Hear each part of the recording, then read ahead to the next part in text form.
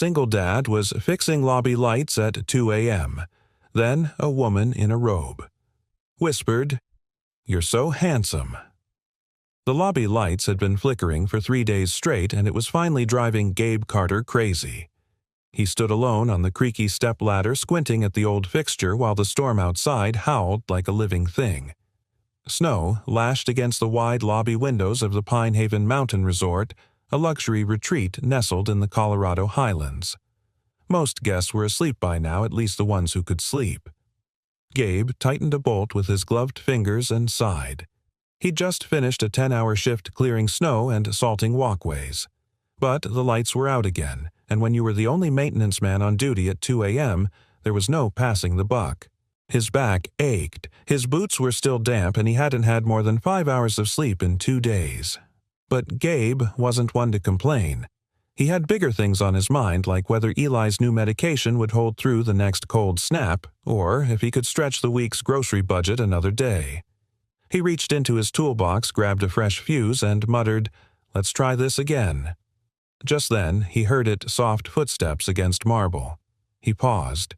No one should have been up. Housekeeping ended their shift at midnight. Reception was unmanned at this hour, and security had checked in 15 minutes ago. The footsteps grew louder, deliberate. Then stopped. Gabe slowly turned his head toward the hallway. And there she was. A woman stood near the base of the grand staircase, framed by the soft glow of a wall sconce. Her robe was silk ivory and fell just past her knees. Barefoot, her long, dark hair was pulled back loosely like she'd stepped out of sleep or a dream. Her eyes locked on his, unreadable at first. Then something flickered in them. Recognition. Desperation. "You're really handsome," she said. Gabe blinked, nearly dropping the fuse. The silence after her words was thick enough to choke on. He stepped off the ladder, carefully placing both feet on the ground before answering. "Ma'am, I think you might be—" "I'm not drunk," she said quickly, her voice calm but tense, like someone trying very hard not to break. "I know what time it is, and I know what I'm doing." He set his tools down slowly, keeping his posture relaxed but alert. Years of being a single father had taught him how to read situations fast, especially when someone was on the verge of unraveling. "All right," he said gently. "Then maybe you'd like to sit down. The fire's still warm." She looked at the stone hearth across the room but didn't move. "Do you have kids?" The question caught him off guard. "Yes." "One." She nodded to herself as if that confirmed something. "Then maybe you'll understand why I'm about to do something insane." Gabe gave her a careful, patient look. "Try me." She stepped closer, just enough for him to see the faint shimmer of tears in her eyes. "I need you to pretend to be my fiancé." Gabe stared at her, waiting for a punchline. It didn't come. "Look," she said, folding her arms tightly across her chest as if to hold herself together. "You probably think I'm crazy, and maybe I am. But I'm supposed to fly to New York in the morning and announce my engagement to a man I don't love in front of my entire family and every shareholder in our company. I don't want to marry him. I never did." Gabe didn't move. He studied her. Not just her appearance, but her tone, her posture. This wasn't a joke. It wasn't a dare. It was a last-ditch act of defiance one whispered in the middle of the night to a stranger in work boots. "Why me?" he asked finally. "Because you look like someone who won't lie just to impress me. And because you were the only man working in this entire resort at 2 a.m. fixing a broken light without asking for thanks. That says something. That I need the paycheck. That you have pride in what you do. And maybe you know what it's like to feel trapped." He didn't answer. She stepped even closer now, her voice lower. "I'll pay you. Generously. Just pretend to be my fiancé for a few days. Enough to convince my father and the board that I've made my own choice. Then you can go back to your life. Clean break." Gabe looked down, processing. He wasn't some wandering grifter looking to play games. He had responsibilities. Eli. His job. His quiet, hidden life. But the desperation in her voice wasn't fake, and neither was the fear behind her eyes. He exhaled slowly. "You don't even know my name." She straightened her posture, extending a hand with crisp boardroom poise. "Clarice Monroe, acting CEO of Monroe Holdings." "And you are Gabe," raised an eyebrow, shaking her hand with a firm grip. "Gabe Carter, maintenance guy, snow shoveler, and apparently fiancé for hire." A half-smile broke across her lips, almost surprised she could still manage one. "Then I guess this is where our engagement begins." Somewhere down the hall, a clock chimed softly. It was 2:11 a.m., and everything had just changed. Clarice sat on the edge of the leather sofa in the resort's reading lounge, her robe now covered by a borrowed gray cardigan Gabe had handed her without a word. The fire behind her crackled quietly, the flames softening the edges of her tension. She clutched a porcelain mug of peppermint tea, though she hadn't taken a single sip. Gabe leaned against the opposite wall, arms crossed, his blue maintenance jacket still zipped to the collar. His toolbox sat beside the hearth, forgotten for now. He had questions too many, but none he could ask without breaking whatever fragile state held her together. "This wasn't how tonight was supposed to go," Clarice said, her voice thinner than before. "I was going to take a walk, clear my head. I didn't expect to find you." Gabe arched an eyebrow. "You sound disappointed." "No," she said quickly, almost defensively. "Not disappointed, just surprised. You didn't ask questions." "Most people do." He shrugged. "You didn't look like someone who wanted to be interrogated." That drew the smallest smile from her. "You're right. I didn't." Gabe took a slow breath, then stepped closer. "Look, Clarice Miss Monroe, whatever this is, I'm not the guy for it. I'm just trying to keep my son healthy and a roof over our heads." Her eyes met his sharply at the mention of his son. "You said his name was Eli, right?" He nodded. "Yeah, 10 years old. Asthma. Smart enough to know when I'm lying and kind enough to pretend he believes me anyway." Something in Clarice's face cracked. Her gaze dropped to her lap. "That's the thing about kids, isn't it? They see straight through us." Gabe softened. "What happened, Clarice? What brought you out here in the middle of a storm, hiding from a life most people would trade everything for?" She looked up. "Control. That's what it's all about. My father's empire runs on it. Controlled assets, controlled narratives, controlled people, including me." She stood and walked slowly toward the window, her figure silhouetted against the falling snow. "I was a straight A student. Got my MBA by 23. Took over regional strategy by 25. I've never missed a quarterly goal, but none of that matters to my father unless I also marry Henry Fields, the son of his oldest investor." Gabe stayed quiet. There was no judgment in his expression, just calm listening. Clarice continued. "They planned the whole thing, even the proposal. I was just a guest at my own life." A long silence followed. "And now you want me to be your ticket out?" Gabe asked quietly. Clarice turned. "Not out. Just a detour. Long enough for me to make my own decisions, not ones inherited from boardroom deals." He studied her for a long moment. "You're asking a stranger to stand beside you in front of people who can smell weakness from across a conference table." She straightened, her jaw tightening. "I don't think you're weak. That's not the point." She stepped closer. "I saw the way you spoke to me. The way you didn't rush, didn't posture. That's rare where I come from." Gabe hesitated. "This isn't just about me. If I go with you, I'll be gone for days. I'd have to leave Eli with my neighbor Annie. She's reliable, but he's had 2 attacks this month already." Clarice didn't hesitate. "I'll pay for his medication. For private care while you're gone. I'll make sure he's safe. You have my word." He let out a slow breath. Her offer was tempting, too tempting. And dangerous. His gut twisted with the weight of it. But then he remembered Eli's last ER visit, the fear in his son's eyes as the oxygen mask came down, the rising cost of prescriptions. the maintenance bills he hadn't opened yet. "You'd do that?" he asked. "Even if I say no later?" "Yes." That was the moment he knew she wasn't bluffing. There was no agenda in her voice, just exhaustion and a kind of battered honesty he respected. "I have conditions," he said. She blinked. "Name them." "1, no lying to Eli. If he asks, I tell him the truth. 2, you don't make me wear a tux unless it's absolutely necessary." Clarice smiled, a real one this time. "Deal." And 3. He paused, staring at her intently. "If this gets messy, and it will, you don't let me become your shield. I won't be someone you use to hurt your father." She met his gaze evenly. "I don't want to hurt him. I just want him to see me." Something about the way she said it settled the decision in his gut.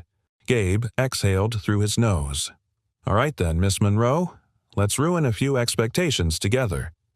Clarice extended her hand again, this time firmer, more certain. "Let's." They shook. From the hallway, a digital clock blinked 3:01 a.m. in red. Outside, the storm began to ease, and inside, 2 strangers sealed a pact that would upend both their lives, one born not of ambition or romance, but of something rarer, mutual recognition in a world that rarely noticed people like them. The first thing Gabe noticed when they landed in New York wasn't the icy wind slicing between the glass towers, it was the way Clarice Monroe walked. She moved like a woman carrying a sword no one else could see. Every step down the jetway, every nod to passing assistants, every flick of her gaze was purposeful, controlled, regal, and completely unlike the woman who had whispered desperation through chattering teeth just 48 hours earlier. Gabe kept close, his boots still dusted with the Colorado snow he hadn't quite brushed off. He'd worn his best clothes jeans without holes and a gray blazer Clarice had bought him for optics, but he still felt like someone walking into the wrong room at the wrong time. Their black town car glided through midtown traffic, cutting past honking cabs and LED billboards flashing with stock tickers and perfume ads. Gabe sat stiffly beside her, watching her eyes scan through documents on a sleek tablet. "Where are we going now?" he asked, trying not to sound like a hostage. Clarice didn't look up. "First, the penthouse. You'll meet Rosalind, my executive assistant. She'll brief you on the cover story. Then we'll change and go to the gallery opening. My father will be there. Henry, too." Gabe frowned. "We're doing all that today." She finally turned toward him. "The faster we go public, the harder it is for them to unravel." There was a pause. "And you'll need to act like you're used to this." This, Gabe said, glancing around the car's interior, feels a bit like pretending to breathe on Mars. Clarice smirked.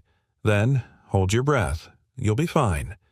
The penthouse was everything Gabe expected and nothing he'd ever imagined, living in polished floors, glass walls, art so abstract he wasn't sure which way was up. Eli would have called it a spaceship full of really nervous furniture.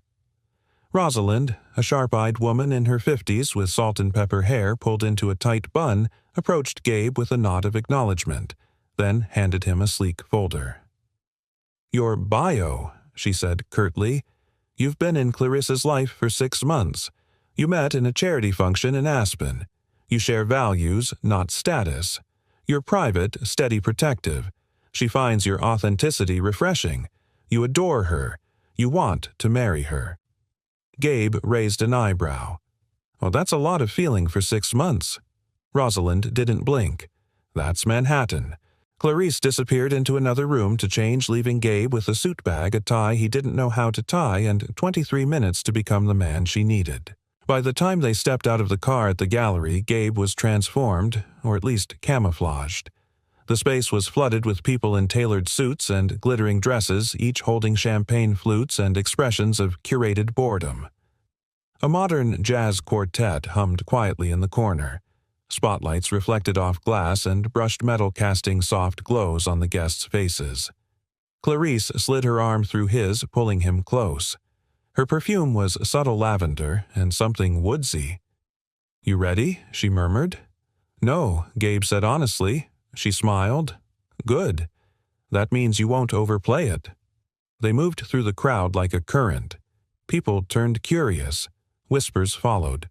Then came the flash. And another. A journalist called her name. "Clarice, over here, is that your fiancé?" She turned without missing a beat, pressing Gabe's hand against her waist like they'd done it 1,000 times. "Yes," she said, her voice calm and clear. "This is Gabe Carter. We're engaged." The room rippled. Some smiles turned tight. Others raised glasses in polite confusion. Then a voice cut through like a knife. "Well, isn't this unexpected?" Clarice tensed. Gabe turned. Henry Fields. Slick, tall, and dressed in navy wool. His smile didn't reach his eyes. "I thought you were still considering our father's merger," Henry said. "Now you're announcing engagements." Clarice didn't flinch. Some deals fall through. Others turn out to be better investments. Henry glanced at Gabe. "And this is the upgrade." Gabe smiled, but it didn't reach his eyes either. "I'm just the man who answers when she stops pretending." Clarice blinked just once, but it was enough. The heat in her cheeks wasn't embarrassment. It was something else, something she hadn't expected from a stranger in work boots. Henry studied Gabe a moment longer, then leaned in toward Clarice. "This won't last," he whispered. "Your father will never allow it." Clarice answered in a whisper of her own. "Then he's about to find out how much I've grown." Henry walked off. The crowd slowly returned to its usual buzz. Clarice and Gabe stood together under the lights, their connection half imagined, but now dangerously close to real. Gabe leaned close. "You all right?" She took a slow breath, eyes still on Henry's back. "I wasn't until you said that." He tilted his head. "Which part?" "The part about me not pretending. I haven't heard anyone talk to me like that in years. Not like I'm some asset to manage." Her eyes met his vulnerable again. "Thanks, Gabe, for showing up tonight." He gave a quiet nod. "Just promise me you'll tell me when it stops being pretend." Her smile was faint. "I think I'll know when it does." The cameras kept flashing. The city kept spinning. But something had shifted between them, something subtle and fragile and real beneath all the practiced smiles and polished lies. And for the first time in a very long time, Clarice Monroe didn't feel like she was acting. Clarice woke the next morning in her penthouse bedroom with the strange sense that her world had shifted, and not in the way she expected. Outside the enormous windows, the city pulsed to life beneath a slate-gray sky horns echoing like a hymn to motion. But inside, it was oddly quiet. She sat up, brushing a stray curl from her cheek. Gabe had slept in the guest room, he'd insisted, and though it was all for show, a part of her had felt something tighten when she watched him walk away down the hallway last night. Not attraction. Not yet. Just a recognition of something. Grounded. Authenticity. She wasn't used to it. Certainly not from men in her world. In the kitchen, she found him already dressed jeans, a clean Henley sleeves, pushed up barefoot, flipping pancakes like it was second nature. Eli would have adored him. "Morning," Gabe said casually, not looking up from the skillet. She blinked. "You cook," he shrugged. "I parent. Cooking comes with the job." She walked to the counter, watching him pour a fresh cup of coffee and slide it across to her without asking. It was exactly how she took it. No sugar splash of oat milk. "How'd you know?" she asked, surprised. Gabe smirked. "I have eyes. You used that milk 3 times yesterday and never touched the sugar jar." She smiled into her cup. Observant. Occupational hazard. Fixing things means you have to notice what's broken first. Clarice studied him for a moment. There was something in his tone, not pride, but presence. Gabe had the kind of stillness that made other people settle without realizing it. "Do you miss it?" she asked softly. He glanced over. "Miss what?" "The boardrooms. The strategy. Your old life." He paused before answering, then set the pan aside. "Not really. I miss being good at something that mattered, but not the world I had to live in to be there." Clarice tilted her head. "You were good." Gabe met her eyes. "I was very good." She let that settle for a beat. "So why walk away?" His jaw tightened slightly, because my wife got sick. And I realized no one in that world knew how to hold space for grief. They saw weakness as a liability. I didn't want to be part of a place where you have to hide your humanity to survive. Clarice felt something lurch in her chest. She lowered her cup. I'm sorry. Gabe gave a half smile. You don't have to be. I got Eli out of it. And a quieter life, it's enough. But the way he said enough told her it wasn't. Not really. Later that afternoon, Clarice and Gabe entered the conference wing of Monroe Holdings. The building rose 50 stories above Fifth Avenue, a glass and steel tribute to power. Gabe didn't speak as they rode the elevator, but she saw him watching everything: entry badges, exit paths, digital security panels. He was scanning, calculating. Clarice leaned closer. You're analyzing this like a battlefield. He gave her a wry glance. In corporate strategy, it usually is. The elevator doors opened, revealing the executive floor. Waiting for them was her father, Douglas Monroe. Douglas had the air of a lion gone silver. Trim suit, polished shoes, eyes like granite. He was flanked by Henry Fields and 3 senior board members. Clarice, he said evenly, I didn't expect you back so soon. I wanted to introduce someone, she said calmly. This is Gabe Carter. Gabe extended a hand. Pleasure, Mr. Monroe. Douglas looked him up and down with the precision of a man appraising market risk. Your background, Gabe, didn't flinch. Small business consultant, former partner at Crane Bennett Strategy Group. I left 5 years ago. Currently working independently, mostly by choice. Henry laughed under his breath. That's one way to say unemployed. Gabe turned to him. Unemployed implies no work.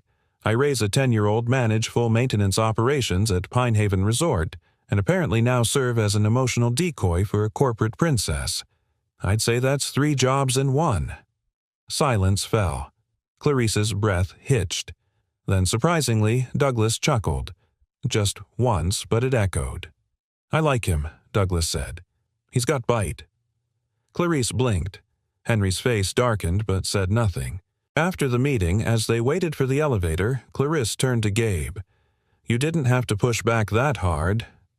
Yes, I did, he replied simply. She hesitated. Why? Because this world eats people alive?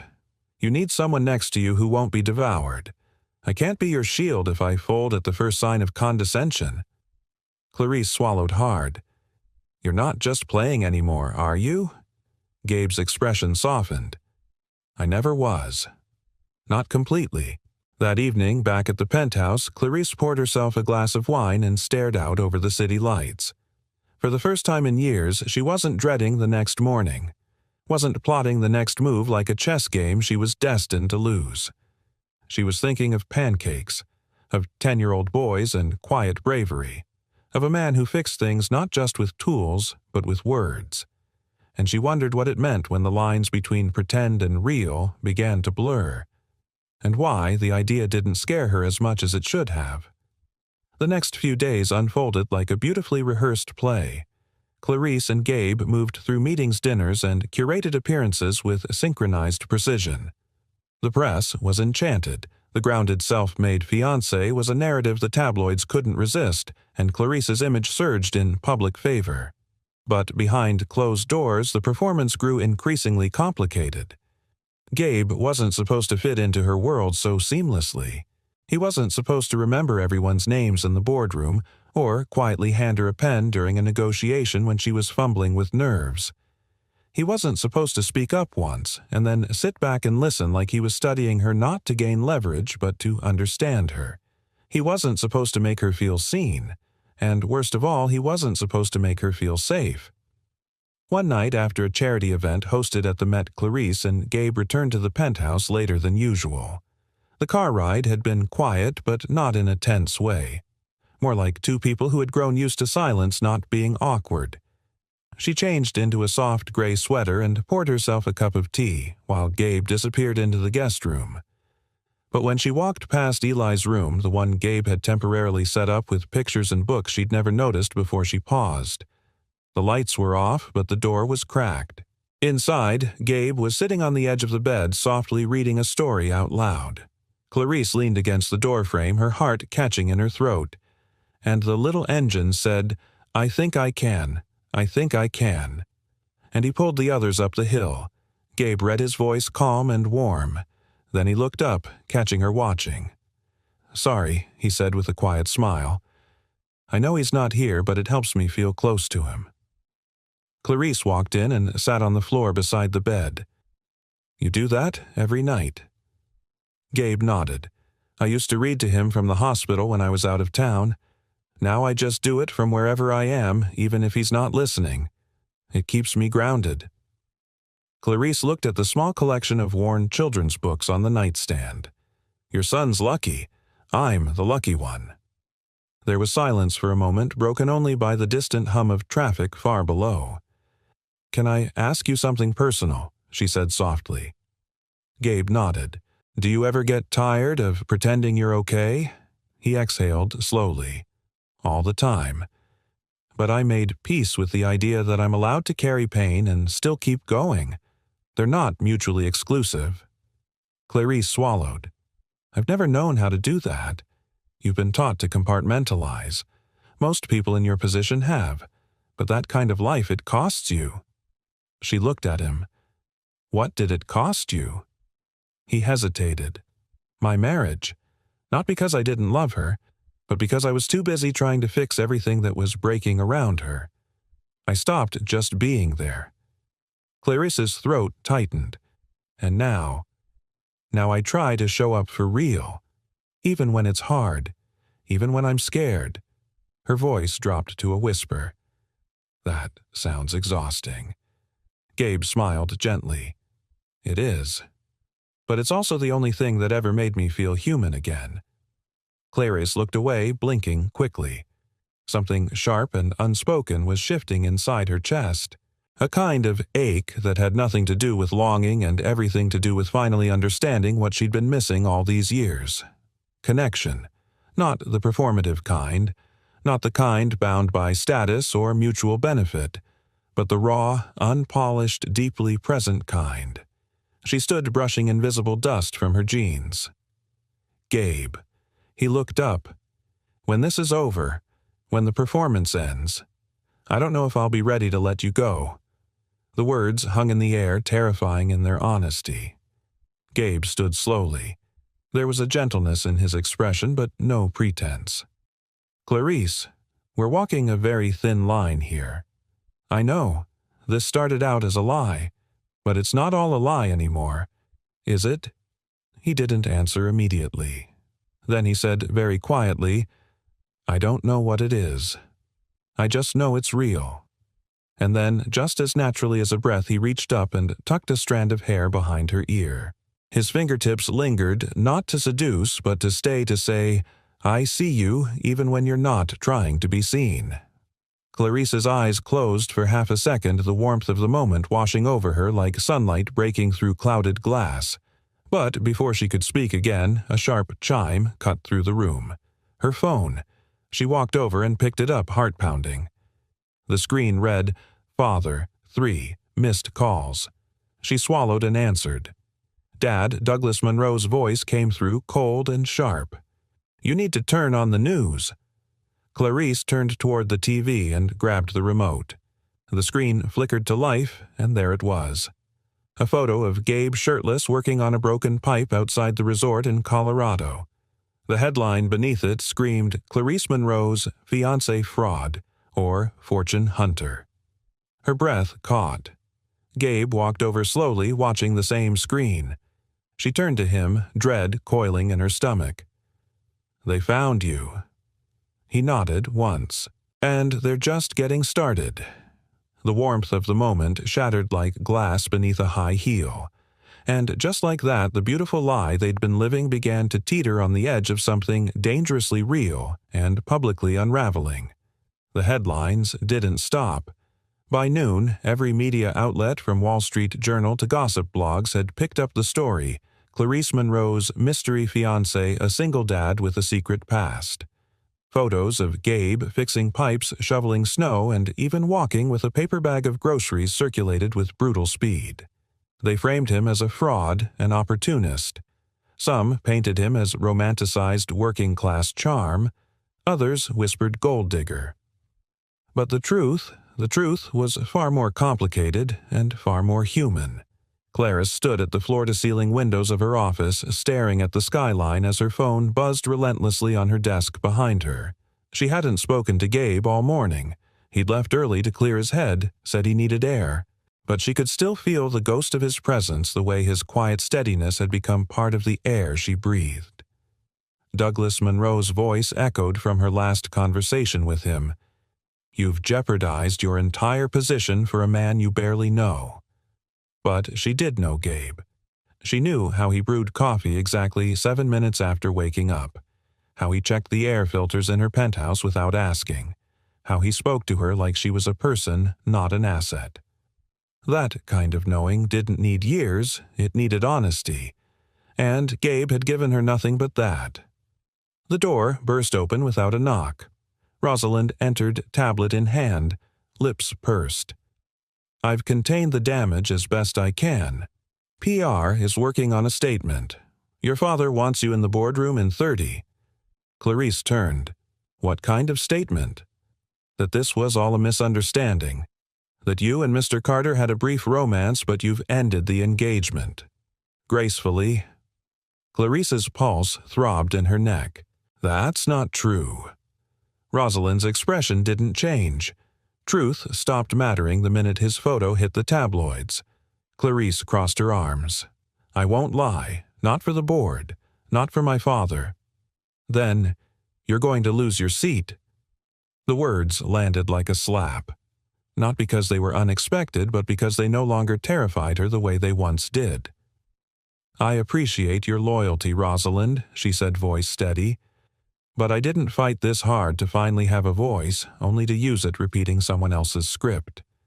Rosalind looked at her for a long moment.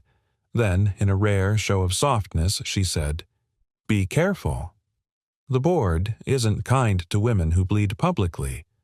Clarice gave a half-smile. Then maybe it's time they see what bleeding with dignity looks like. Meanwhile, Gabe was across the city walking the quiet pathways of Central Park. The snow had started to melt, leaving patches of wet earth and gravel exposed. He'd turned off his phone hours ago. Not because he was hiding, because he was trying to remember who he was before all this began. Before tuxedos and flashing cameras, before fake bios and corporate posturing, before he'd let himself believe even for a moment that he could belong in a world built on power games and polished masks. He sat on a bench near the frozen edge of a pond, rubbing his palms together.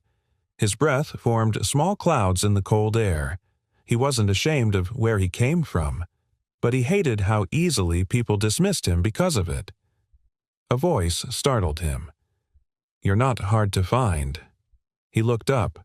Clarice stood before him, wrapped in a long wool coat, her eyes soft but sharp.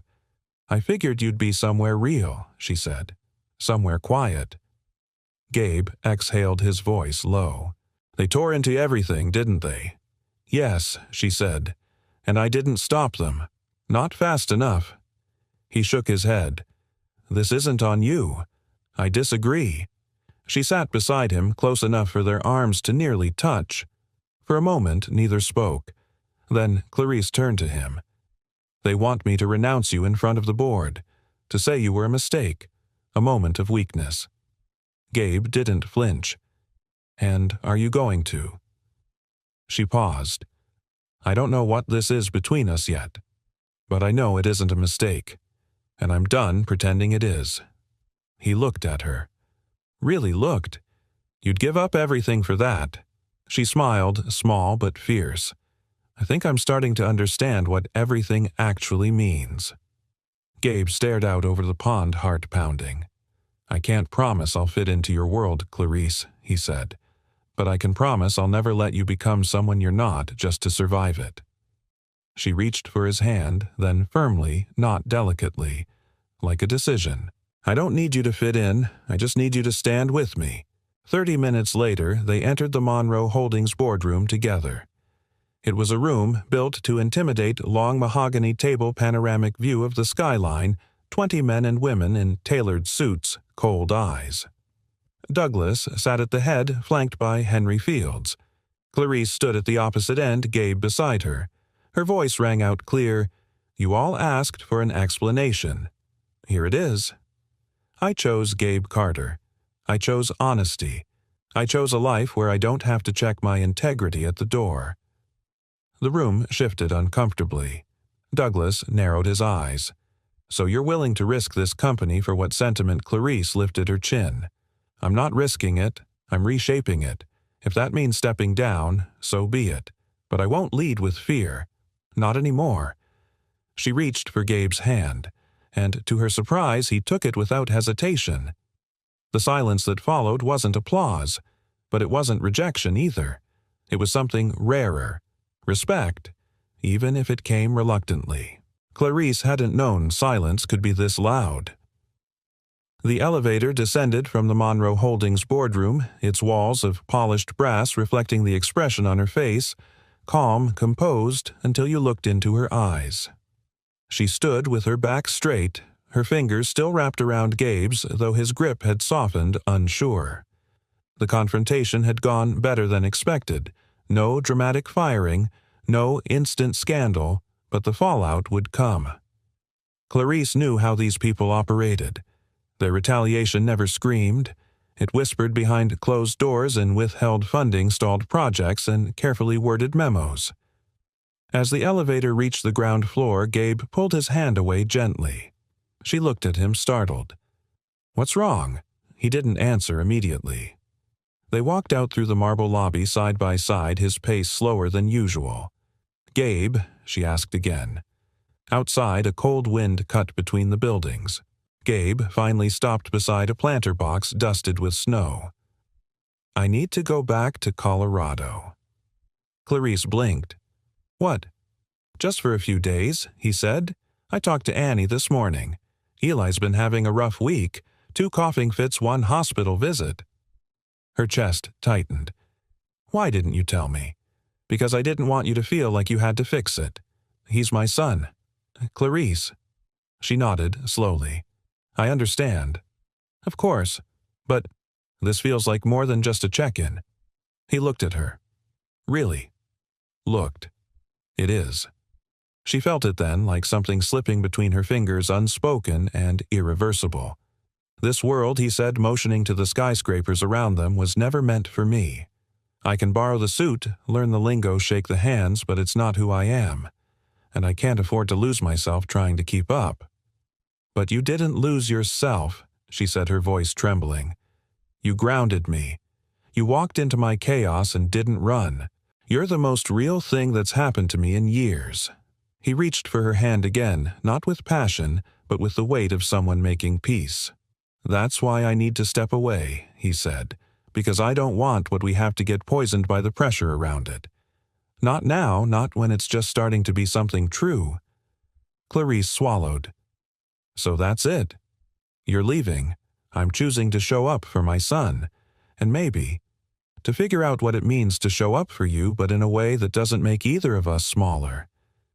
She closed her eyes briefly, battling tears. "I wish you didn't have to go." He smiled faintly. "So do I." That night, Clarice wandered her penthouse alone. No Gabe making tea in the kitchen. No quiet humming while he folded towels or adjusted the thermostat. The silence was unfamiliar and unbearable. She sat on the couch and opened her laptop, fingers hovering over the keyboard. The front page of nearly every business site featured her name. Some articles praised her bold stand for independence, while others questioned her emotional judgment and speculated about her future as CEO. But none of it mattered. What mattered was the hollow in her chest where Gabe's steadiness had been. She clicked open a browser and typed "flights to Colorado." Then she stopped. Not because she doubted her decision, but because this wasn't about chasing him. It was about becoming someone who wouldn't lose herself again just because someone else walked away. That was the real cost of love, not in losing control, but in choosing who you are when no one else is there to catch you. Meanwhile, back in Colorado, Gabe returned to a snow-covered world that felt both familiar and strange. Eli ran into his arms at the airport, clinging tightly. "Dad," the boy whispered, "I missed you every second." Gabe kissed his son's hair heart, swelling with something deeper than words.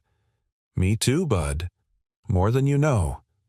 Later, as they sat in their modest living room fireplace, crackling cartoons playing quietly in the background, Gabe realized how different everything looked now. The peeling wallpaper, the squeaky heater, the thrift store couch. None of it had changed. But he had. He was still a single dad, still juggling bills, still watching over a boy with lungs too fragile for winter. But he wasn't alone anymore, not in the way that mattered. Clarice's voice lived in his head like a melody he hadn't known he missed until it was gone. He thought about texting her. Then he didn't. 3 days later, an envelope arrived at his door. No return address. Inside was a handwritten note in Clarice's elegant script. "You once told me pain and motion aren't mutually exclusive. I'm learning that, too. I've kept your mug in the cupboard, just in case you find your way back to it." Clarice taped to the bottom was a child's drawing, Eli's unmistakably with stick figures, Gabe, Clarice, and a crooked heart between them. Gabe stared at it for a long time. He knew then that distance didn't diminish real things. It clarified them. On the 7th night, Gabe tucked Eli in, read him 2 chapters, and lingered at the bedroom door. Then he walked to the living room, picked up his phone, and dialed. She answered on the 2nd ring. "Hey," she said softly. Gabe's voice broke through. "I want to come back. But not just for you." Clarice was silent for a beat. "Then why for us?" he said. "For what we are when we're not pretending." She exhaled a shaky breath. "Then, come home." And for the first time, Gabe realized she didn't mean New York. She meant wherever he stood with her beside him. The day Gabe returned to New York, the city was wrapped in one of those soft, unexpected March thaws where the air hinted at spring, but the sidewalks still clung to the last bite of winter. He stepped off the train with nothing but a small overnight bag and a folded drawing from Eli tucked into the front pocket of his coat. Clarice was waiting for him on the edge of the platform, not in her usual heels and coat of armor, but in a simple navy sweater and jeans, hair pulled back, no makeup. There was no press, no performance. Just her. He smiled before he could stop himself. She walked toward him and stopped a few steps away. "Hey, hey," he said, voice low and a little breathless. "Did you come to save me?" she asked, half playful, half vulnerable. He shook his head. "No. I came to walk beside you. That's all I ever really wanted." Her eyes filled, and before she could say anything, he reached out and gently took her hand. They didn't need to fill the silence. They were the silence, and the peace inside it. That evening, they sat together in the penthouse, no scripts between them. Gabe stood at the kitchen counter, stirring soup sleeves, rolled up a towel tossed over his shoulder. Clarice leaned against the doorframe, watching him like someone witnessing something sacred. "I missed this," she said quietly. He glanced up. "You missed my soup?" "No," she said, smiling. "I missed you. You're being here. Like this." He set the spoon down and walked toward her. "You know, you could have had any man in this city. Any man in this country, really. And you chose a guy who can fix your sink but struggles to fit in at a cocktail party." Clarice took his hand and placed it over her heart. "I didn't need someone who fit in. I needed someone who fit me." Gabe didn't respond with words. He stepped forward and wrapped her in his arms, holding her like she was the only thing that made sense in the world. It wasn't passionate or frenzied, it was certain. A certainty neither of them had felt in years. They stood there a long time, breathing together. Healing. The next day brought the fallout. At precisely 9:30 a.m., Clarice walked into the Monroe Holdings executive floor, Gabe at her side, not hidden behind her, but beside her, hand in hand. They weren't there to fight. They were there to claim something. Rosalind met them at the elevator, surprise flashing across her usually composed face. They're all in the boardroom. Clarice nodded. Good. So are we. Inside the room buzzed like a hive of restrained judgment. The board members glanced at each other, clearing throats, raising brows. Douglas Monroe sat at the head of the table, stone-faced. Clarice, he said, folding his hands. This isn't a social call. We have shareholders waiting for a resolution. Clarice placed a slim folder on the table. This is a 5-year projection based on a strategy Gabe and I developed last night. We restructured 3 underperforming regions, divested from an inflated holding, and reallocated funds toward the sustainable housing initiative you keep postponing. The board members leaned in, suddenly attentive. Douglas blinked. You did all that in one night, Gabe answered, calm and clear. It's amazing what you can do when you're not trying to impress anyone. Just solve problems. Clarice met her father's eyes. We're not here to ask for permission. We're here to offer leadership, the kind that doesn't compromise people for profit. Douglas said nothing. One of the older board members, a woman named Lillian, who'd been silently flipping through the document, spoke next. This is good. Aggressive, but lean. And the returns are clean, Gabe said. No shortcuts, just transparency and vision. The room shifted.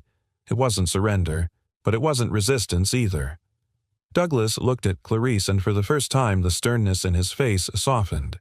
You're not the same girl who sat at that table a year ago, he said. No, Clarice replied.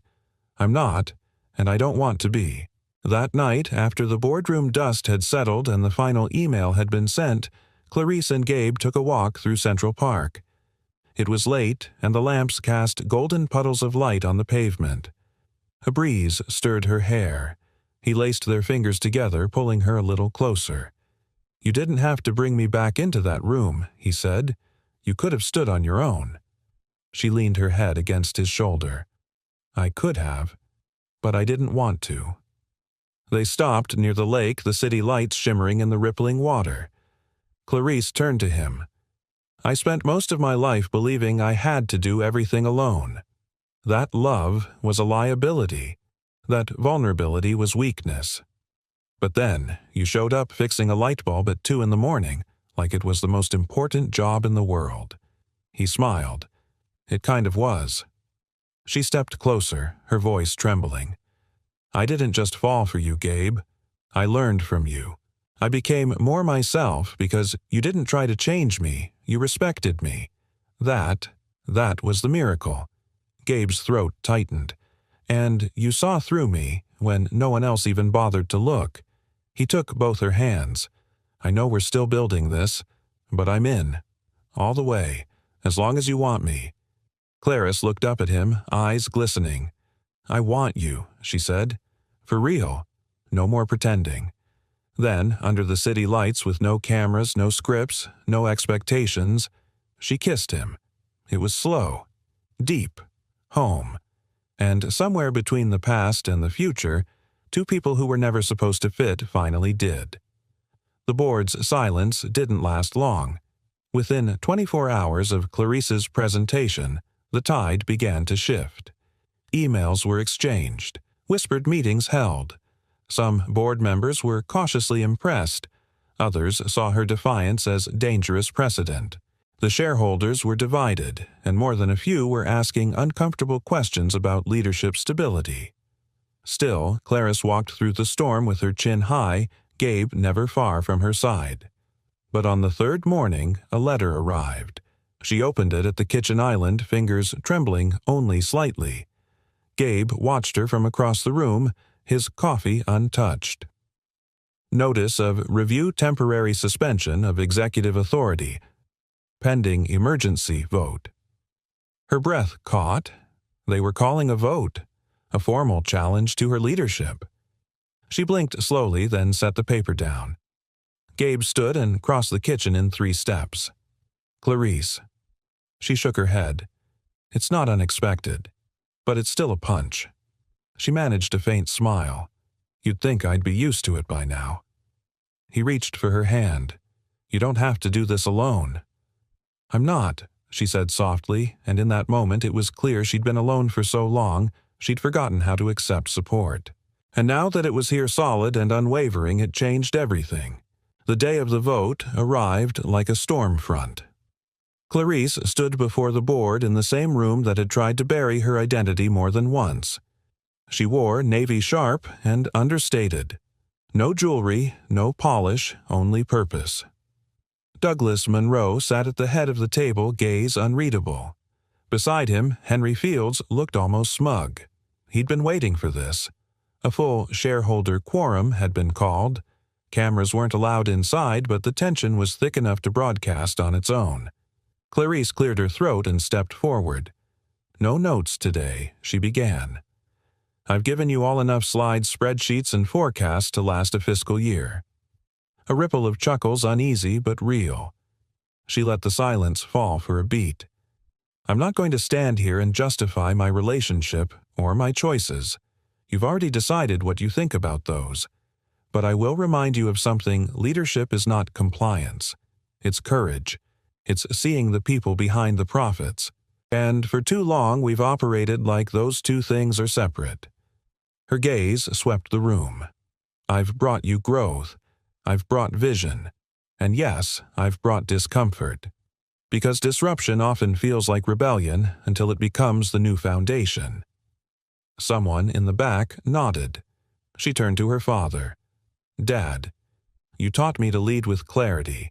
You said, profit will follow conviction. Well, I'm giving you mine. And if you don't want it, if this board decides I'm not fit to lead, then I will step down. Not because I failed, but because I refuse to become someone I don't recognize just to stay." Then quietly she added, "But if you believe in the company, I know we can become. Then let me build it." Without apology. A beat of silence followed. Then a low voice called the vote. One by one, hands raised. It was slow, deliberate, and breathtaking. In the end, it wasn't unanimous, but it was enough. She stayed. Clarice let out a breath she didn't realize she'd been holding. Her eyes found Gabe through the glass wall waiting just outside. She didn't smile. Not yet. Not until the choice was hers again. That evening, she and Gabe walked the High Line as the sun dipped over the Hudson, bathing the city in gold. "I didn't know if they'd keep me," she said, voice light but quiet. "I did," Gabe replied. "You walked in there like someone who wasn't afraid of losing." She looked at him. "I was afraid. I still am. But I've spent so many years trying to be right, I forgot how it feels to be real." Gabe stopped and turned to face her.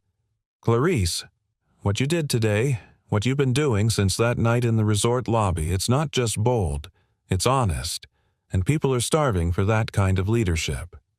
She stared at him, her throat tight with something deeper than victory. "You changed me." "No," he said softly. "You just finally had room to be who you already were." She reached into her coat pocket and pulled out a small square box. He frowned. "What's that?" Clarice opened it. Inside was a ring, but not just any ring. A modest gold band, simple and elegant with a tiny engraving on the inside. The light was never broken. "I don't know what this is yet," she said, holding his gaze. "I don't know how we navigate two lives, two cities, a son, and a past that doesn't always feel distant." Gabe's eyes filled. "But I do know this: I don't want to lead a company or a life without you in it. And I'm not asking you to propose. I'm asking you to choose this with me. As partners, as equals." Gabe took the box gently from her hands. Closed it. Then leaned in and kissed her with all the quiet depth of a man who had learned the hard way that real love never shouts, it shows up. When he pulled back, he whispered, "You already know my answer." And the city, ever impatient, paused just long enough to witness it. Snow had returned to Pine Haven. The March wind had curled back into winter's breath, dusting the resort's pine-shaded roofs with a thin layer of white. Gabe stood outside the small tool shed near the rear maintenance entrance, holding a flashlight in one hand and a worn leather journal in the other. His name was still etched on the toolbox beside him. G. Carter, though someone else had likely used it since he left. He hadn't come back to reclaim anything. He came to make peace with the man he used to be. Clarice had insisted on joining him, but he'd asked for a day. Just one. Alone. To touch the world where he and Eli had built a life from quiet survival. Where grief had taken up residence in his bones, but where hope had slowly stubbornly returned, one routine, one bedtime story, one repaired light at a time. He stepped into the old maintenance corridor and flipped the switch. Nothing. The lights once again were out. He laughed softly under his breath. Figures. Gabe grabbed a spare fuse, climbed the stepladder near the breaker box, and began the familiar ritual. Screwdriver.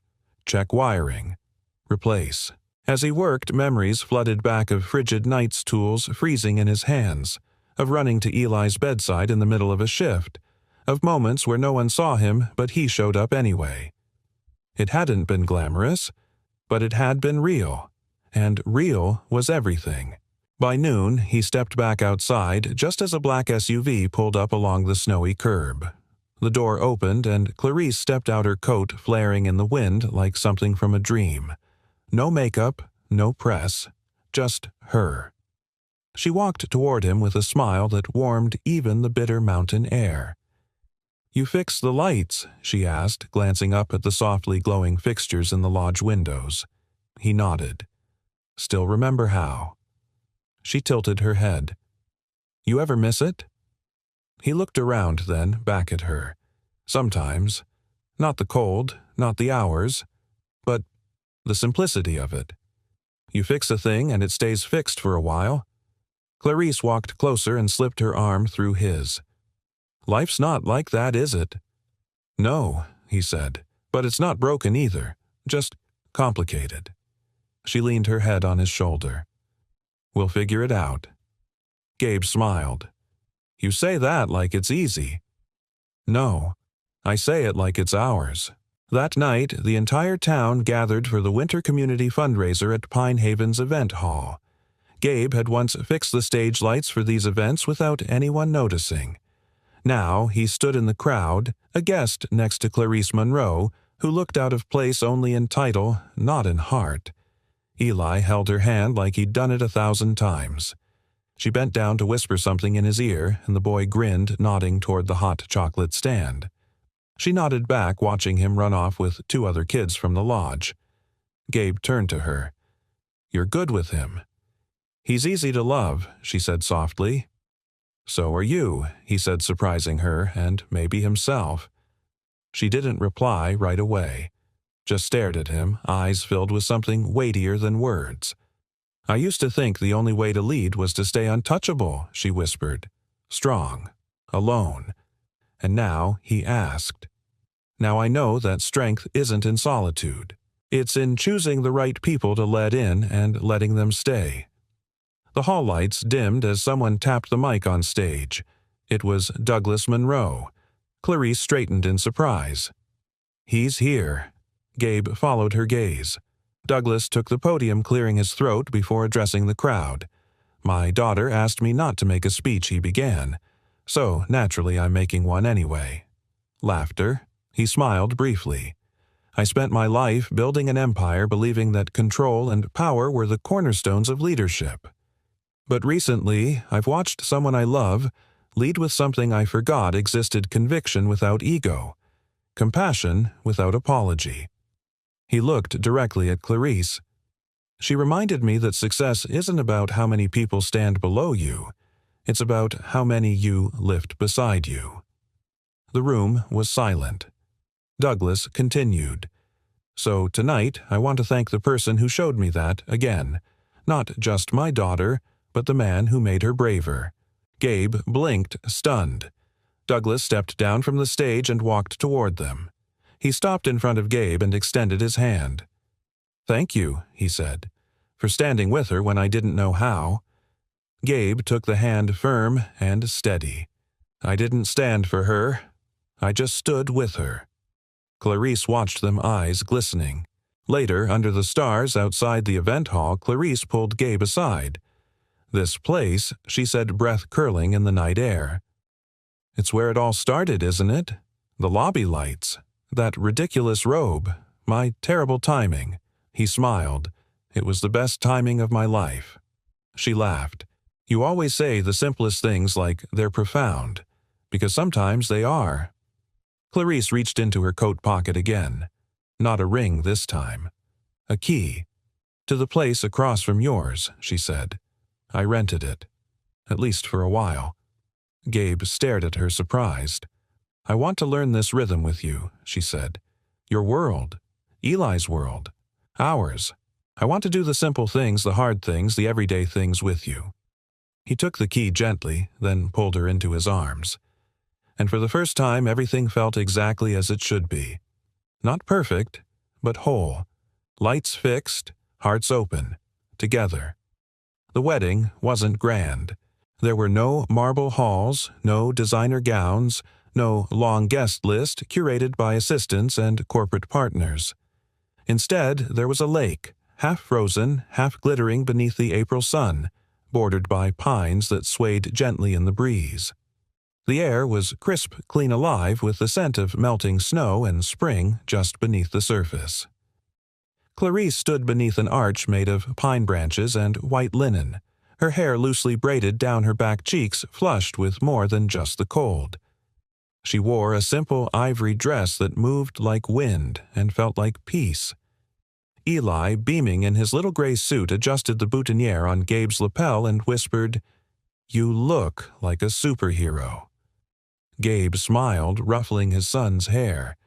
"That's only because of the cape under the shirt."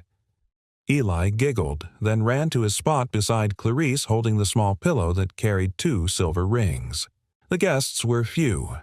Rosalind holding a cup of cocoa and blinking back what she swore were just allergies. Douglas Monroe seated near the front, his pride silent but unmistakable. A few neighbors from Pinehaven, Clarice's old college roommate, a baker who had once let Eli taste cake samples just for fun. No press, no spectacle, just people who mattered. Just love. The officiant, a kind woman from town with a voice like warm tea, began the ceremony as Gabe and Clarice joined hands. "Today," she said, "we celebrate not only the bond between 2 people, but the choice they made to see each other not as perfect but as present, not as polished but as real.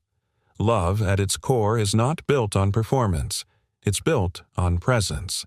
And today, these 2 choose presence together." Clarice looked up at Gabe, her eyes bright. "I used to believe I had to do everything alone," she said softly. "That independence meant isolation. That power meant silence. But then you came into my life carrying a wrench and a kind word, and you taught me the most beautiful truth I've ever known.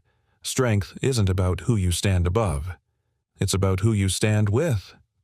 Her voice wavered, but she held steady. "You showed me how to be soft without breaking. You reminded me that love doesn't need to shout, it just needs to stay. I promise to choose you every ordinary day, to build something with you not because it's expected but because it's ours." Gabe swallowed, hard fingers gently tightening around hers. "I was a man who fixed things," he said, voice low but clear.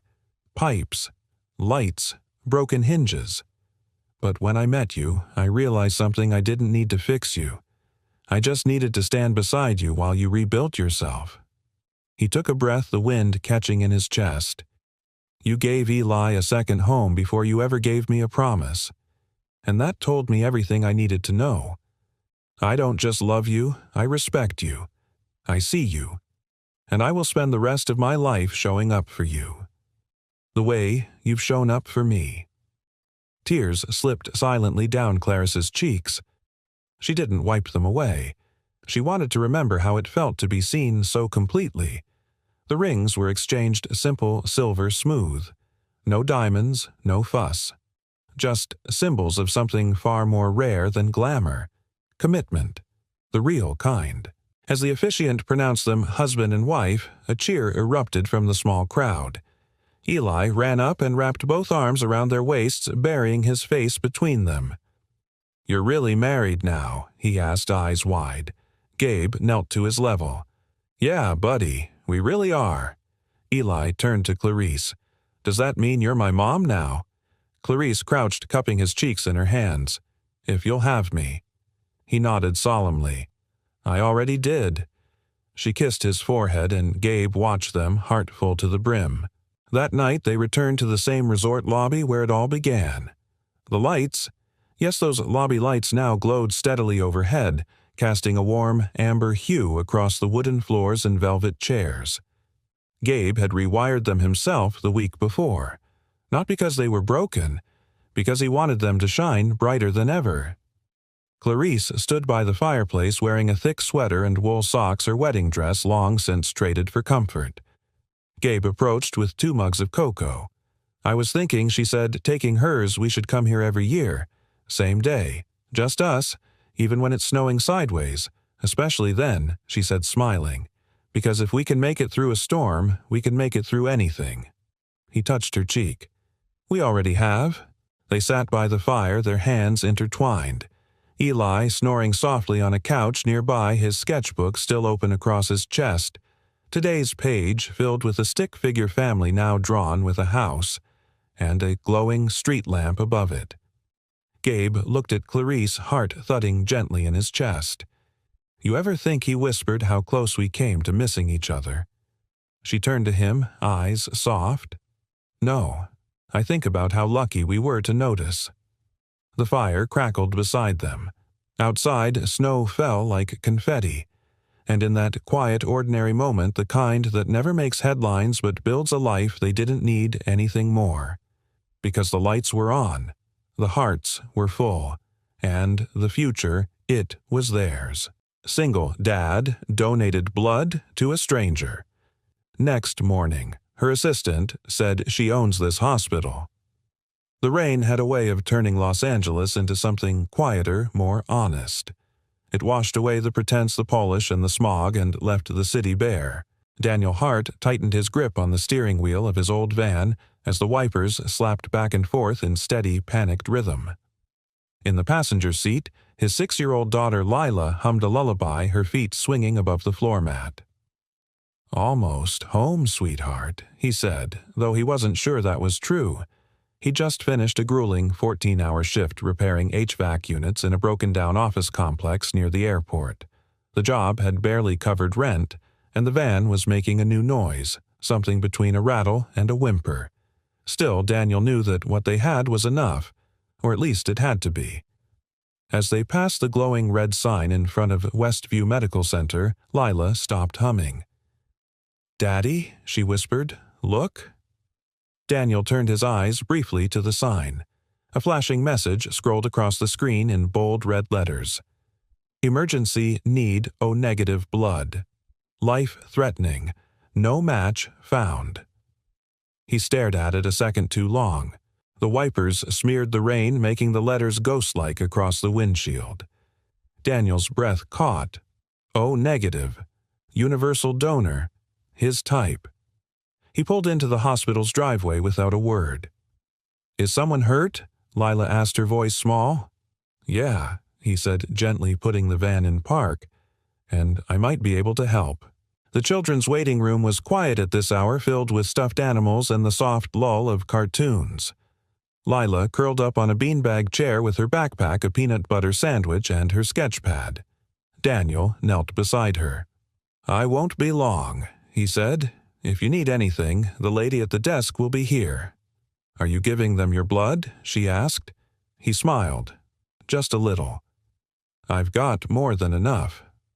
She nodded seriously, as if her small heart already understood what sacrifice looked like.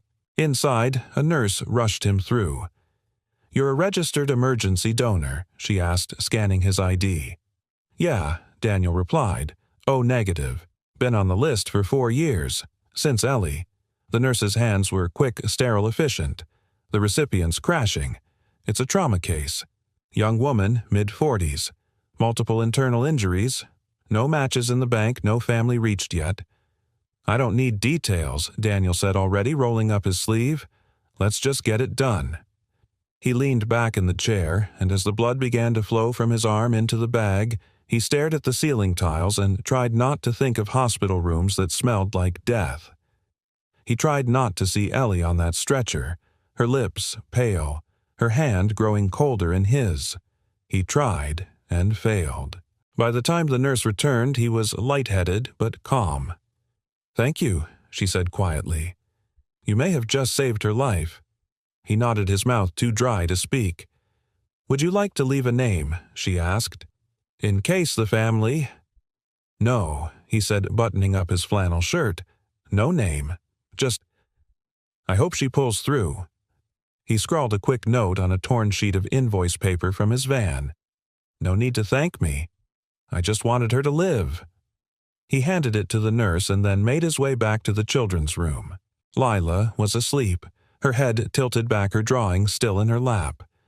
A crayon heart glowed red in the middle of the paper. Daniel lifted her gently, holding her against his chest. Her small arms wrapped around his neck. "You saved someone," she mumbled into his collar. "I hope so," he whispered back. Outside, the rain had stopped. The city felt cleaner. He didn't know that somewhere a surgical team was finishing a procedure on a woman who would wake in 12 hours with a second chance at life and a silent stranger's blood in her veins. He didn't know her name, and he never expected to. But 2 miles away in the VIP recovery suite of Westview Medical Center, a monitor beeped steadily beside a pale, unconscious woman with a long scar on her abdomen and fading bruises along her collarbone. Her name was Sophia Langford, and her assistant, Rachel, sat beside her holding a file that had just been handed to her by the night nurse. Anonymous donor, Rachel read aloud. O negative, male, early 30s, left a note. She unfolded the scrap of paper, her brows knitting. Then she looked at her employer, the woman who owned not just this hospital but 3 others like it, and whispered, "You're alive," because of someone who didn't want to be known. Outside the hospital, the van sputtered down the street. Daniel didn't look back. He didn't see the security footage that would be saved. Didn't hear the conversations that would happen tomorrow. He was just a father driving home with his daughter in the back seat, tired and grateful that for once he could give something, anything that might make a difference. He had no idea the woman he'd just saved owned the hospital he'd bled in, and he had no idea she'd soon come looking for him. The morning light seeped through the crooked blinds of Daniel's 1-bedroom apartment, painting stripes across the hardwood floor where Lila sat cross-legged, coloring a sun with a smiling face. Daniel stood by the stove, flipping pancakes that were more burnt than golden.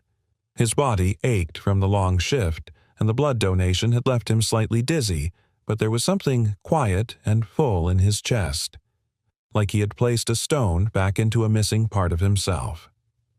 "Can I have 2 sons today?" Lila asked without looking up. He blinked, smiling. "Sure. Why not 1 for you? 1 for the lady you helped." Daniel paused. The spatula hovered in the air for a beat longer than it should have. "That's kind of beautiful, Bug." She shrugged in that effortless way children do when they say something profound and don't realize it. At the same hour, 3 floors above the west wing of Westview Medical Center, Sophia Langford woke for the first time since the accident. The light was gentle, the beeping of the monitors steady. The quiet hum of sterilized air filled the room, familiar, almost too familiar. She knew she was alive before her eyes fully opened, and she hated that she didn't know why. Rachel was there, perched at the edge of a chair in her business casual best, but the creases under her eyes betrayed a sleepless night. "Sophia," she whispered when she saw movement. "You're awake." Sophia tried to sit up and failed. Her body groaned like an old house settling in a storm. "You lost a lot of blood," Rachel continued gently. "It was bad. There was internal damage. You needed emergency surgery." Sophia's throat was dry. "What happened?" "Your car was clipped by a delivery truck. You swerved to avoid a kid in the crosswalk. You saved his life." A beat. "But—" Rachel hesitated, her voice shifting. "There was no blood match for you on record. You're O negative. So rare." Sophia blinked slowly. "How?" "A man came in just after midnight. Gave a direct donation. Wouldn't leave his name. Just a note." She handed Sophia the scrap creased and stained at the corners. "No need to thank me. I just wanted her to live." Sophia stared at the handwriting. Masculine, plain, unassuming. No flourish, no expectation. How did he know? She began, but stopped. He hadn't known. That was the point. Rachel cleared her throat. Security caught him on camera, but he never approached staff after. Left in an old van with a little girl. A little girl. Rachel nodded. She must have been waiting during the donation. "We're trying to trace him through the donor registry, but so far, nothing." Sophia closed her eyes again. A warmth pressed against her chest, not the ache of surgery, but something less familiar. She had spent her adult life building things. Clinics, charities, hospitals. She'd given grants, signed checks, launched campaigns. But every time someone was saved, her name was printed in bold font across brochures, thanked on plaques, quoted at galas. She had never been helped without it being a transaction, a trade. Even her most private moments had never truly belonged to her. But now, here was a man who had asked for nothing, wanted no recognition, and simply gave. And it unsettled her more than death ever could. That afternoon, Daniel fixed a leaking heater in a neighborhood church. The elderly pastor gave him coffee and a few dollars extra, even though Daniel hadn't asked. "God bless men like you," the man said. Daniel smiled politely, not feeling holy in the slightest. On the way home, he stopped by a grocery store, picked up cereal and peanut butter, then drove past Westview Medical Center again. For a moment, he considered stopping. Just to ask, just to see if she'd made it. But something in him held back a mixture of humility and fear. What if she didn't? What if his blood hadn't been enough? No, that wasn't his place. He had done what he could. The rest was not his story to write. In her private recovery room, Sophia stared out the window at the city she used to command. She asked Rachel to tell her everything, how the man had walked in soaked from the rain, carrying nothing but a wallet and a child's backpack. How he didn't ask who the patient was. How he left silently. No press, no camera, Sophia whispered. No agenda. Rachel hesitated. "It's unusual." "No," Sophia said quietly. "It's honest." There was a knock on the door. A nurse entered with a folded piece of paper and a plastic evidence sleeve.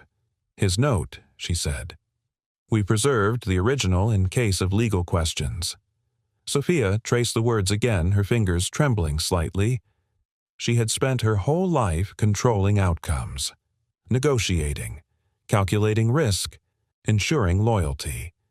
But this man, this nobody had reminded her of something she'd forgotten, that true kindness doesn't negotiate. It just gives. And suddenly she wanted to meet him more than she'd ever wanted to meet any senator, donor, or CEO. Back in the apartment, Lila clutched her second drawing, another son, this one with a bandage and a smiling face, and taped it to the fridge. Daniel leaned in the doorway, arms crossed, exhaustion heavy on his back, but peace forming in the corners of his heart. "Did you give the lady your strong blood?" she asked. He nodded. "Yeah, I think so." "Then she'll be okay," Lila said with a certainty that only children and miracles possess. He hoped she was right. What he didn't know was that the woman he'd saved had already started searching for him, not out of obligation, but from something deeper. Something like wonder. Something like hope rediscovered. The polished floors of Westview Medical Center reflected every fluorescent light overhead as Rachel Lang stepped briskly toward the executive wing, a tablet clutched in one hand and a sealed envelope in the other. Though she was Sophia Langford's executive assistant, a title that undersold her actual role, Rachel had never seen her boss quite like this. Sophia wasn't in one of her corner offices, nor at the recovery suite. She stood at the observation glass of pediatric ICU.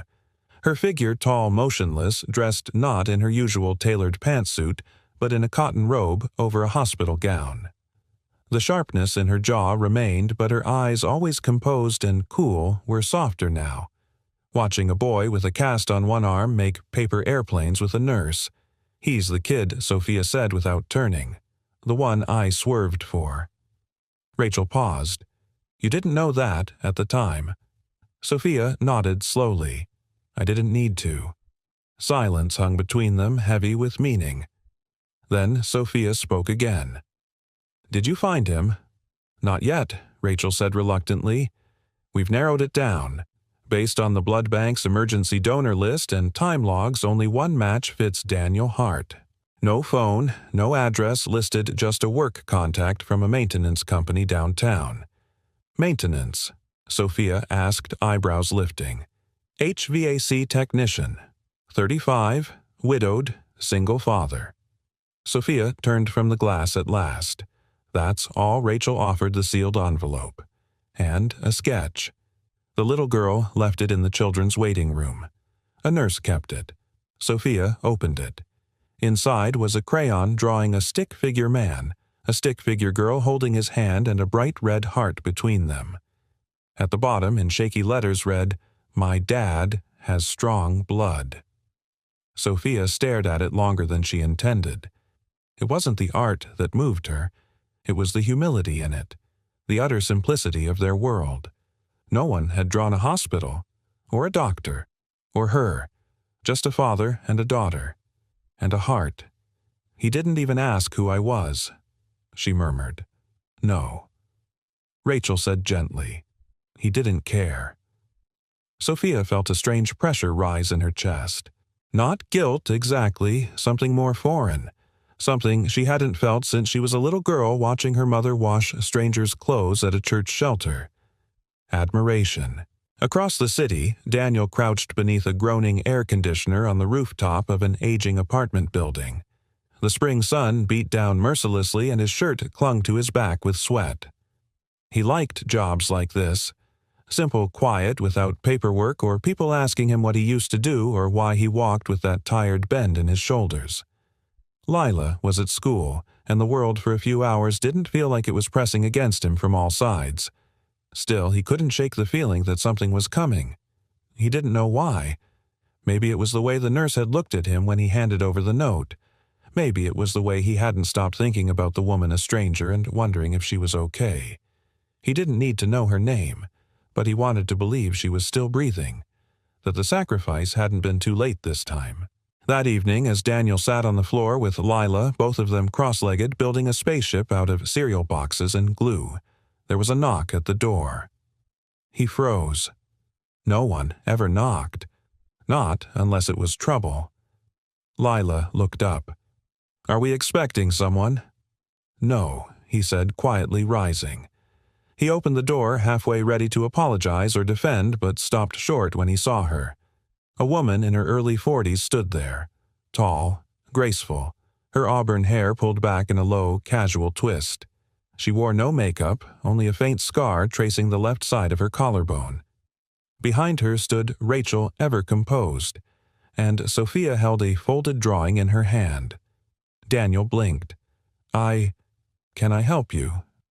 She held up the drawing, Lila's son, beaming. "My name is Sophia Langford," she said softly. "You gave me your blood." Silence. Lila peeked from behind Daniel's legs. Her eyes lit up. "You're the lady." Sophia smiled, unexpectedly warm. "Yes, and you're the artist." Lila beamed. "You're okay now. I am," Sophia said, her voice catching slightly. "Thanks to your dad." Daniel stood frozen, words caught in his throat. He didn't expect this, didn't want attention. But here she was, not as a CEO, not as a symbol, just a woman who had nearly died and had lived because of him. "I didn't do it for recognition," he said, his voice low. "I know," Sophia said. "That's why I'm here." She handed him an envelope, not thick with checks or contracts, but a single note inside. "Thank you for reminding me what kindness without condition looks like." Daniel read it slowly, then folded it again. "Would you like to come in?" he asked, hesitating. "I'd like that," she said. And as she stepped inside that modest, lived-in apartment, Sophia felt something shift, as if she just crossed the threshold into a version of life she had long forgotten existed.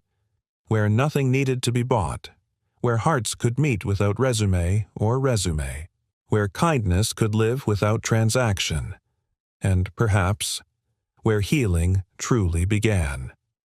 The apartment wasn't what Sophia had imagined.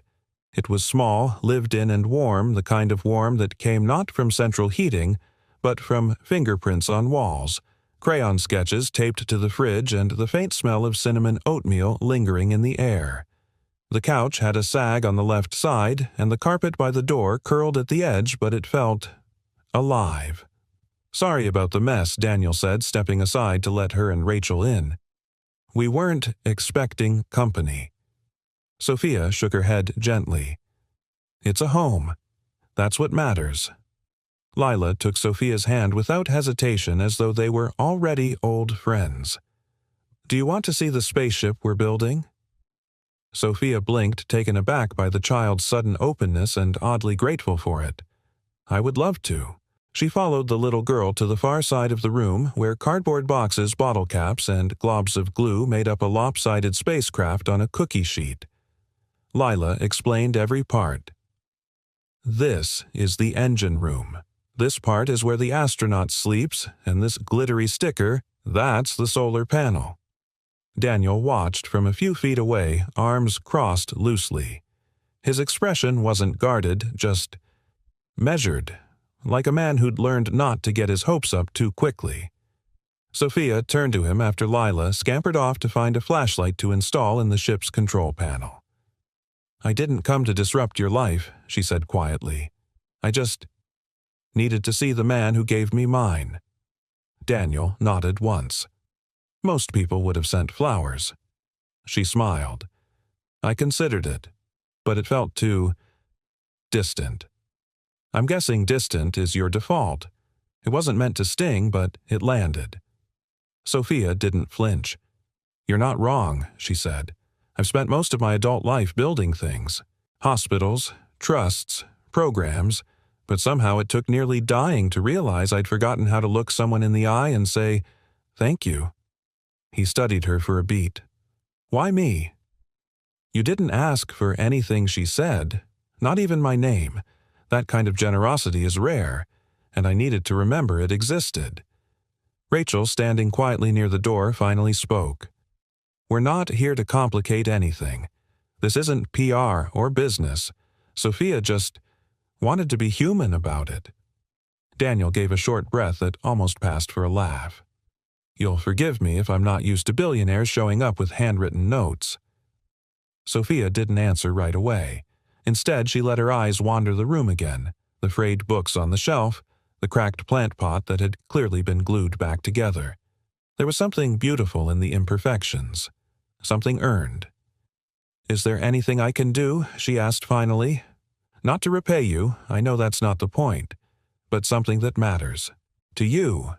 Daniel's jaw flexed, not in frustration, in the kind of deliberation that comes from years of trying not to owe anyone anything. "You want to do something," he asked. "Fix the leak in the pediatric wing of your hospital. Last time I was there, before the night I gave blood, I noticed mold on the ceiling. That can't be good for kids with breathing issues." Sophia blinked. That wasn't what she expected. Not a request for help, not even for him, just for others. "I'll have my facilities team there by morning," she said. He nodded. Then Lila ran back in flashlight in hand, her cheeks flushed. "Can we turn off the lights and test the spaceship?" Daniel smiled, a full, genuine smile that softened the edges of his face. "Let's do it." He reached for the switch and the room dimmed. Lila crawled under the table and clicked the flashlight on casting shadows that danced on the wall like planets orbiting invisible stars. Sophia watched transfixed. Not by the spaceship, but by the sight of a man, weary, modest, and kind, giving his daughter a moment that felt like magic. No headlines, no wealth, just love so quietly powerful it hurt to witness. After 20 more minutes of cardboard launches and whispered giggles, Rachel gently reminded Sophia of the time. Outside the apartment, the night had drawn in again, but the air had changed. Lighter somehow, as if something unspoken had settled between them. Daniel walked them to the door. "Thank you for letting us in," Sophia said. "Thank you for coming," he replied. She hesitated. "I don't know where this goes from here, but I hope this isn't the last time we talk." He looked at her not with judgment or suspicion, but with something deeper. "I don't either," he said quietly. In the hallway, Rachel whispered as they made their way to the elevator. "You're not used to being seen like this, are you?" "No," Sophia murmured. "But tonight I felt more human than I have in years." Rachel glanced back toward the apartment. And him. Sophia didn't answer right away. Then she smiled almost wistfully. "He's the only person I've met who saved my life, and then offered me peace instead of power." The elevator doors opened. Sophia stepped in, her heart heavier and lighter at once. For the first time in years, she wasn't sure what came next, and she didn't mind. Sometimes when life hits pause, something better begins to right itself. The next morning, the sun hung low behind a soft haze, and Daniel stood beneath the creaking porch of a job site on the east side. He had just finished patching a faulty water heater when his phone buzzed with a text from a number he didn't recognize. The pediatric ceiling was replaced this morning. No more leaks. Thank you. SL. He stared at the screen longer than he meant to. No emojis, no business signature, just a direct message with a purpose and a strange kind of warmth. He could picture her typing it, Sophia Langford, the woman who lived in a world of glass walls and boardroom silence, pressing send with the same care he'd used to fasten a child's toy rocket the night before. He slid the phone into his pocket and got back to work, but the weight in his chest had shifted. That evening, the knock on the door came at twilight just as Lila was setting the table with plastic plates and too many napkins. Daniel opened the door to find Sophia standing there again alone, this time in jeans and a cream sweater, her hair tucked casually behind one ear. "I brought dinner," she said, holding up a brown paper bag with the logo of a family-run Italian place across town. "And it's not catered." Daniel raised an eyebrow but stepped aside with a faint smile. "You planning on doing this often?" "I haven't decided," she replied, brushing past him. "But I figure if someone saves your life, the least you can do is feed them." Lila squealed when she saw the bag. "Is that spaghetti and meatballs?" Sophia confirmed. "And tiramisu, if your dad says yes." "He says yes," Lila called over her shoulder before Daniel could respond. Dinner unfolded easily, almost suspiciously so. The conversation stayed light food, Lila's astronaut phase, and the merits of glitter glue. But once Lila fell asleep on the couch with a blanket over her legs and tomato sauce still faintly on her chin, the quiet between Daniel and Sophia turned into something heavier. They stood in the tiny kitchen, 2 mugs of tea steaming between them. "You didn't have to come," Daniel said finally. "Not again." "I know." He glanced at her. "You're not someone used to following up on things, are you?" Sophia looked down, then met his eyes with something unguarded. "I used to think everything in life could be solved with a system. Strategy, timing, planning. But this, what happened between us, doesn't fit into anything I know how to control." Daniel took a sip of his tea. "That's probably a good sign." She gave a small laugh, short but real. "May I ask something?" she said softly. He nodded. "Your wife." "What happened?" Daniel's hands tightened slightly on the ceramic mug. 4 years ago. Car crash. She was rushed into emergency surgery. She had O-negative blood. The hospital didn't have enough. They called the donor network, but no one made it in time. Sophia's breath caught. "That's when I signed up," he continued. "To be a donor. I figured if someone else got a chance to keep the person they loved, maybe that would make the rest of it bearable." He looked at her, then not with pain but with honesty. "You were the first call I ever answered." Sophia swallowed hard, her voice barely a whisper. "I'm so sorry. You didn't cause it." "No," she said. "But I think I understand the guilt that comes from surviving when someone else didn't." Daniel leaned back against the counter. How Sophia hesitated. My mother died in a free clinic when I was 13. No insurance. The staff did what they could, but there weren't enough supplies. Or doctors. Or time. I sat there watching her slip away because the system didn't think she was worth saving. Daniel's face softened. That's why I started Langford Health Trust, she continued. I told myself I'd fix the system. Build something so big no one like my mother would ever be turned away again. You did, Daniel said. You built a whole network. I did, she agreed, but somewhere along the way I stopped seeing the people inside it. I measured impact by charts, graphs, headlines, not lives. She looked over at Lila, sleeping peacefully on the couch. You and your daughter reminded me what it's really about. Daniel didn't answer. He didn't need to. The silence between them spoke volumes, two people who had loved lost and tried to make sense of the pieces in different ways. Two scars that didn't match and yet somehow aligned. Sophia rose from the kitchen stool and moved to the door. I should let you rest, she said, but thank you. For the tea and the stories, and for not asking me to leave the first time. Daniel followed her hands in his pockets. As she stepped out onto the small landing, she paused, then turned. Would it be all right if I invited you both to a fundraiser next week? It's low-key. Outdoors, for the new pediatric program. I'd like people to meet the reason it exists. Daniel tilted his head. You mean you want to put me in a tie and make me shake hands? Sophia laughed. No tie required. Just be you. He studied her the way her voice softened when she spoke about children now, the way her eyes no longer darted to her phone every few seconds. I'll think about it, he said. That's all I ask. As she descended the stairs and disappeared into the dimming evening, Daniel stood for a moment longer, listening to the hush of the street, the quiet rhythm of a life that was no longer just survival. And for the first time in a long time, he didn't feel like a man patching holes in everyone else's world.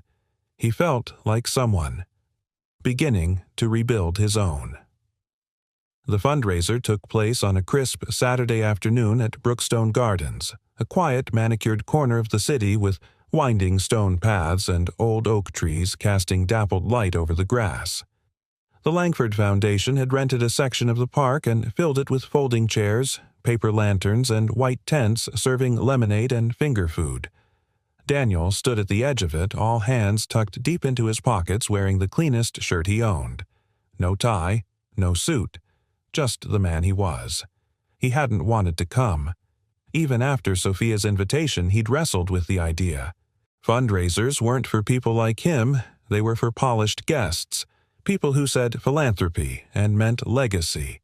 He was a single dad with calloused hands and unpaid bills. But Lila had begged him eyes wide with hope.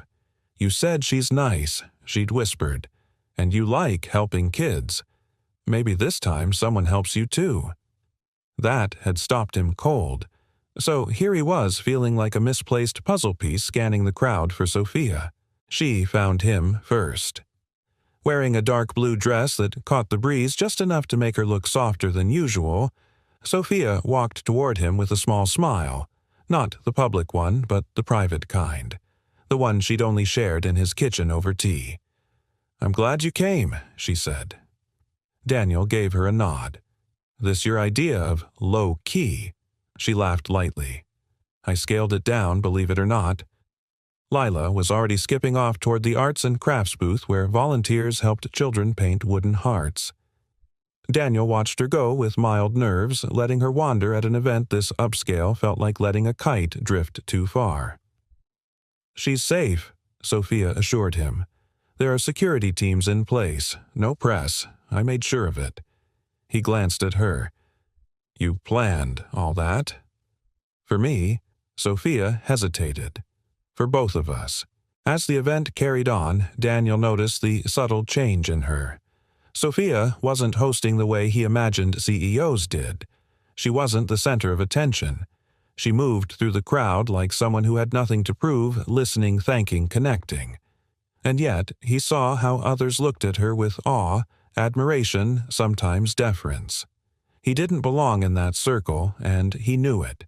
He could feel the whispers when people asked her who he was. He stayed on the outskirts, speaking only when spoken to, keeping his smile polite and brief. At one point, a man in a Navy sport coat approached. "You're the donor, aren't you?" he asked, voice loud and public. Daniel stiffened. "I didn't." "Don't be modest," the man continued. "It's a hell of a story. You should speak during the program. 5 minutes. Just tell people what you did." Daniel's expression cooled. "No, thank you." The man blinked, clearly not used to being turned down. "But think of the impact." "I didn't do it for impact," Daniel said flatly. "I did it because someone needed help." Sophia arrived beside him just in time, eyes narrowing at the man's pushiness. He said no. The man backed off with a sheepish smile and a handshake no one returned. Later, after the small speeches had ended and the crowd had thinned, Daniel sat on a bench beneath an oak tree watching Lila show off her heart-shaped painting to a group of younger kids. Sophia approached and sat beside him, her heels in one hand, her bare feet pressing into the grass. "Do you always take your shoes off at black tie events?" Daniel asked, amused. "Only the ones that matter," she replied. Then, quieter, "Are you okay?" Daniel stared straight ahead. "People like that. They don't see me. I'm not part of the picture. I'm a story for them to tell, not a person to know." Sophia looked at him carefully. "You're not wrong, but you're also not invisible." He exhaled slowly. "I've spent years trying to stay small. Fix things. Keep Lila safe. I don't have time to care about who's impressed." "You shouldn't have to," she said. "You've done enough." Daniel looked at her, studying the scar still faintly visible along her collarbone. "You know he said I didn't expect you to change." Sophia tilted her head. "Did I think so," he said. "Before you wore armor. Now, you're here, in the dirt, barefoot." She laughed. "Don't tell the board." He smiled, and for a moment they just sat in silence, two people who had collided in the most unexpected way, both finding pieces of themselves they hadn't realized were missing. As the sun dipped lower, casting golden light across the garden, Lila came running toward them. "Look," she cried, holding out her heart painting. "This one's for you, Miss Sophia." Sophia blinked. "For me? Yep. Daddy said your heart needed fixing too. I wanted to help." Sophia took the little wooden heart painted bright red with glitter stars and a scribbled smile in the center. She swallowed against the lump in her throat. "Thank you, Lila," she said, her voice catching. The girl beamed and skipped off again. Daniel watched her go, then turned to Sophia. "She sees people better than I do." "She sees truth," Sophia said. "And love. No filters." They sat together until the garden lights blinked on, casting soft glows among the trees. "I don't know what this is," Sophia whispered. "You and me. Or what it's becoming." Daniel didn't speak right away. Then he said, "Neither do I. But for the first time in a long time, I'm not afraid to find out." And in that moment, under fading sun and rising stars, neither of them was. The week after the fundraiser passed like a dream Daniel hadn't dared to imagine. For the first time in years, his routine early shifts, lunchbox notes for Lila's second-hand parts, and a fading toolbox felt lighter, almost touched by something unspoken, something new. Sophia texted occasionally. Simple things. A photo of a new mural going up in the pediatric wing. A quote she liked from a book on kindness. A blurry snapshot of a heart-shaped sticker someone had put on her office door. He never expected her to be casual, but she surprised him every time. And then on Friday, something shifted. The message came just after noon. "Are you free tonight?" Daniel hesitated, thumb hovering over the screen. "Depends." "Why?" "Because I'm not. And I don't want to be alone." When he arrived at her townhouse that evening, she was already waiting at the door, barefoot hair down, a soft gray sweater clinging to her shoulders like armor undone. "I wasn't sure you'd come," she said. "I wasn't either," he admitted. "But then, You said something most people never do. What's that? That you needed someone. She opened the door without another word, and he followed her into a space that was equal parts minimalist and lonely. Tall windows, sculptures instead of photos, beauty without fingerprints. There was no staff, no catered spread, just a bottle of wine and 2 mugs of tea on the kitchen island. No pretense, no performance, just Sophia and whatever she was carrying. They sat on the balcony overlooking the twinkling skyline. I had a board meeting today, she said finally. They want to expand again. 2 more hospitals in the next 3 years. That's good, isn't it? Objectively, yes, she said, but I kept thinking about that boy I nearly hit, and the ceiling leak in the pediatric unit, and your daughter's smile. She paused, eyes fixed on some far-off thought. When did I stop seeing people, Daniel? He didn't answer immediately. Maybe when you had to start saving everyone at once. She turned her face toward him, and for the first time he saw the exhaustion beneath the polish. Not just physical soul-deep weariness, the kind that accumulates over years of holding the world upright. I've always told myself that strength is measured by what you carry, she whispered. But lately I've wondered if it's also about knowing when to stop lifting alone. Daniel leaned back in his chair. Even the strongest beams need bracing. She smiled faintly. You always talk like you're fixing something. Because I usually am. Sophia looked down at her hands. I used to think people would only respect me if I never let them see the cracks. And what do you think now? She met his gaze slower this time. Now I think maybe the cracks are where the light gets in. Daniel let that sit for a while. The wind rustled the ivy growing along the railing. I didn't expect you to be like this, he said softly. Like what soft? Real. Human. Sophia laughed gently, a little broken sound. Neither did I.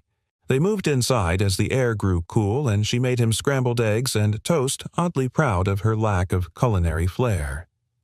You sure you're not trying to impress me with powdered garlic? He teased, taking a bite.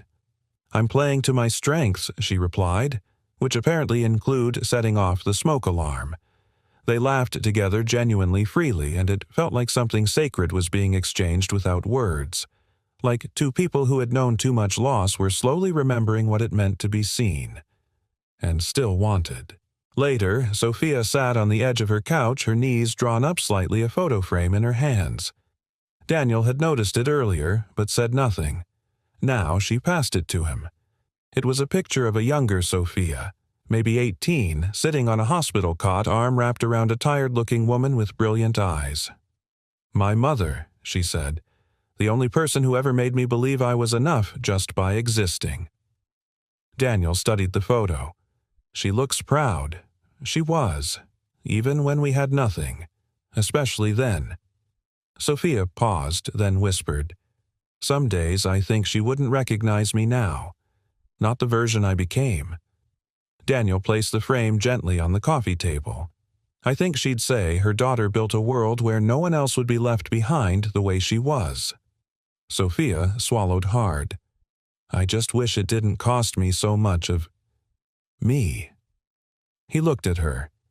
Then maybe it's time you got her back. Silence fell again, but it was comfortable. Not empty, full of all the things that didn't need to be said. When Daniel stood to leave, Sophia walked him to the door, arms crossed but eyes open. Thank you, she said, her voice quiet. For showing up. For not asking for more than I can give. I wasn't expecting anything. That's the part that undoes me most. Daniel lingered in the doorway, one hand braced against the frame. He looked at her, at this woman who had the power to build hospitals and still chose to call him when she felt small. I'll come when you call, he said simply, even if all you need is quiet. Sophia didn't answer. Instead, she stepped forward and rested her forehead against his chest just for a second. Then she let go, stepped back and closed the door with a soft smile. And Daniel walked away with the feeling that something fragile had been entrusted to him, not a person to fix, but a soul learning how to breathe again. And somehow it felt like he was learning too. The following days unfolded with a quiet rhythm like waves that reached further with each return. Daniel found himself checking his phone more often, not out of restlessness, but anticipation. Sophia's messages came not in bursts, but in calm, measured moments. A photo of a sunrise from her office, a thought about a book she was rereading, a question about what Lila's favorite ice cream flavor was. It was mint chocolate chip, emphatically so. They weren't flirting. Not yet. But something gentle and meaningful pulsed beneath their every word. And then came the invitation. A foundation dinner. Nothing flashy, just donors and partners of the Langford Health Trust. It was Sophia's idea to invite Daniel and Lila, and when he hesitated, she assured him it was informal. "It's just a dinner," she said over the phone. Nothing more. But when he arrived that evening with Lila in hand and a button-down shirt he hadn't worn in years, he knew better. The room buzzed with polite conversation and clinking glassware. Crisp white linens covered tables beneath warm chandeliers, and everywhere Daniel turned there were suits and dresses, handshakes, and rehearsed laughter. He stood awkwardly at the entrance, adjusting the collar that didn't quite sit right. Lila clung to his side, wide-eyed. "This isn't like the garden party," she whispered. "No," he murmured, scanning the room. "It's not." And then he saw her. Sophia, across the room, wearing an emerald green dress that caught the light like falling leaves. Her hair was pinned loosely, and she was smiling politely as she spoke to two men in tuxedos. But the second her eyes met his, something shifted. She excused herself mid-sentence and walked straight to them. "You made it," she said, voice softer now, as if speaking only to them. Daniel cleared his throat. "We almost didn't." "I'm glad you did." She turned to Lila. "I saved some of those raspberry tarts you liked. They're in the back." Lila beamed and ran off toward the dessert table like it was a treasure hunt. Sophia turned back to Daniel. "You okay?" He hesitated. "This isn't my world." Her expression sobered. "Maybe it shouldn't be mine either." Before he could ask what she meant, someone interrupted them. A man in his late 60s, tall and sharp in a tailored gray suit. Daniel recognized him. His photo had been in one of Sophia's press interviews. "Ah, Sophia," the man said. "And this must be your guest." Daniel extended a hand.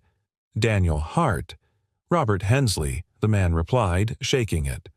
"Board member, you're the donor, correct, the everyman miracle story."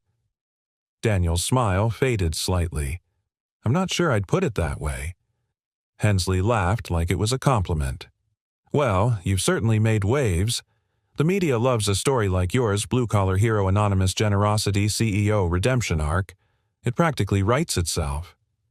Sophia shifted beside him. "Robert, that's not why I invited him." "Of course not," Hensley said smoothly. "But let's not pretend it doesn't help. This foundation survives on stories. And this one, it sells hope."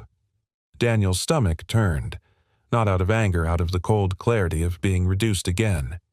He glanced at Sophia, but she was already stepping forward.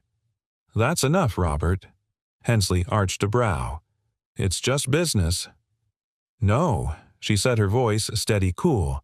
"It's people, and you just forgot that." Hensley gave a tight nod and walked away, leaving a silence that buzzed louder than the crowd. Daniel turned to her, voice low. "Is that how they all see me?" "A headline?" "No," she said, "but some do. And I'm sorry for that." He exhaled slowly. "I told you I didn't want to be a symbol." "You're not," she said. "You're a compass. You point me back to what matters." He looked down, hands tightening. "That man Hensley, he's part of your board?" "Yes. And he decides where your money goes." "He influences it," she admitted. "But he doesn't own it." Daniel nodded, jaw set. "Then maybe he needs reminding of that." Sophia smiled faintly, but it didn't quite reach her eyes. "He's not the only one." They stepped out to the terrace after dinner. The city lights shimmered in the distance, but the air was clearer here, away from speeches and checkbooks. Daniel leaned against the railing, watching the moonlight fall on the water below. "When I gave that blood," he said, voice quiet, "I didn't know who you were. I didn't care. I just didn't want a daughter to lose her mother. That's it. I know. But tonight, he continued, I felt like a prop, like I was invited to make people feel good about themselves. Sophia didn't flinch, and I promised myself I would never let that happen. You didn't, he said, but I needed to say it out loud. She stepped closer until their shoulders brushed. I'm still learning how to be two people at once, she admitted.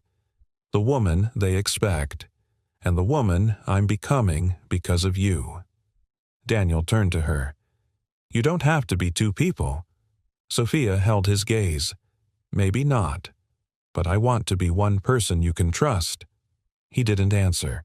Instead, he reached for her hand, not dramatically, not performatively, just a quiet offering. She took it without hesitation. Later that night, as Daniel drove Lila home, she looked up from the back seat. Miss Sophia looked sad, she said. Daniel glanced in the rearview mirror. She's figuring things out. Like you used to. He smiled softly. Yeah, exactly like that. And somewhere beneath the quiet hum of tires on asphalt, something deeper stirred. Not a story, not a headline, but a shared truth between two lives moving slowly, bravely toward something real. The repair job wasn't supposed to take long, just a broken heating system in a children's shelter downtown. But Daniel never could walk away from something half-fixed. Not when the vents hissed with rust and the boiler vibrated like a worn-out heart. He worked in silence, tools clinking against metal, the echoes bouncing off chipped tile and posters drawn by small hands. A boy, no older than Lila, peeked into the hallway barefoot holding a crumpled juice box. You fixing it so we don't freeze? The boy asked. Daniel nodded, sweat sliding down his temple. That's the plan. Thanks, the boy mumbled, disappearing before Daniel could respond. It was in those quiet moments deep in the bones of buildings no one remembered that Daniel felt most like himself. No suits, no cameras, just purpose. He was tightening a final valve when he heard footsteps behind him. He turned, expecting the shelter director, but stopped short when he saw Rachel. Sophia's Rachel. She looked out of place among the peeling walls and linoleum floors, tailored coat expression, tight heels clicking against grime. She held a white envelope in one hand, her grip too stiff. She didn't want me to come, Rachel said, but I had to. Daniel stood wiping his hands on a rag. Is Sophia okay? She's not hurt, Rachel said quickly, but she's shaken, and I think you deserve to know why. She handed him the envelope. Daniel opened it slowly. Inside were 2 printed pages. A scanned article years old. Headline in bold, Langford Health Partnership. Ends agreement with non-profit hospital network amid funding dispute. His eyes skimmed the body of the text. Legal jargon, corporate decisions, cutbacks, realignment. But one sentence stopped him cold. The funding dispute led to a temporary suspension of critical services, including access to rare blood types at multiple affiliated hospitals. Daniel's hands stilled. He remembered the night 4 years ago, the frantic call, the nurse's apology. We're still waiting on a donor. The supply was cut last month, and now he knew why. Rachel's voice broke the silence. One of the hospitals affected was the one your wife was admitted to. Sophia didn't know. Not until yesterday. Daniel said nothing. He just stared at the page, the weight of it pressing into his chest like a vice. She didn't make the call herself, Rachel continued. It was her board, but she signed off on it. She didn't realize the human cost until it became her own. Daniel sat heavily on an overturned milk crate, elbows on his knees, paper limp in his hands. She built all this to save people, he murmured. And she helped create the chain that got my wife killed. Rachel sat beside him more carefully. She's not the same woman she was back then. You've seen that. I have, Daniel admitted. But it doesn't undo it. No, Rachel said softly. It doesn't. But maybe it explains the way she's been looking at you like someone who's been handed grace and doesn't know what to do with it." Daniel didn't respond. He just stared at the boiler humming low like a second heart in the building's belly. That night, Sophia stood in the rain. She was outside, the shelter hood pulled over her hair, her hands buried in her coat pockets. When Daniel stepped out, he paused at the sight of her, unsure if anger or sadness would rise first. "I didn't want to send her," she said before he could speak, "but I knew you needed the truth, and I owed it." Daniel looked at her, the same woman he'd come to trust now, cast in a different light, not villainous but flawed in a way that cut deeper. "She died, waiting on blood," he said, "because of a funding decision. Yours." Sophia's throat worked to form words. "I didn't know. I swear to you, Daniel, I didn't know the names, the impact. I was taught to move numbers, not hearts. And now," she said quietly, "I see her face every time I sign anything. I see your daughter. I see you." She took a step forward, rain collecting in the corners of her eyes like tears she didn't want to let fall. "I can't undo it," she whispered. "But if you walk away, right now, I'll understand, and I won't stop you." Daniel stared at her soaked, trembling, honest. He could have turned away, could have left her in that moment just as he had been left 4 years ago. But he didn't, because in her eyes he didn't see a woman running from guilt, he saw someone who had stopped running entirely. "I'm not walking away," he said, "but don't ask me to forget." "I'm not," she said. "I'm asking you to believe that people can change." He nodded, slowly. "I do. Because I did." They stood there, two people forged in loss, no longer separated by what they hadn't known, but united in what they finally understood. Redemption isn't a headline. It's not a board decision. It's showing up in the rain and saying, "I'm still here even when you have every reason not to be." It's choosing to stay.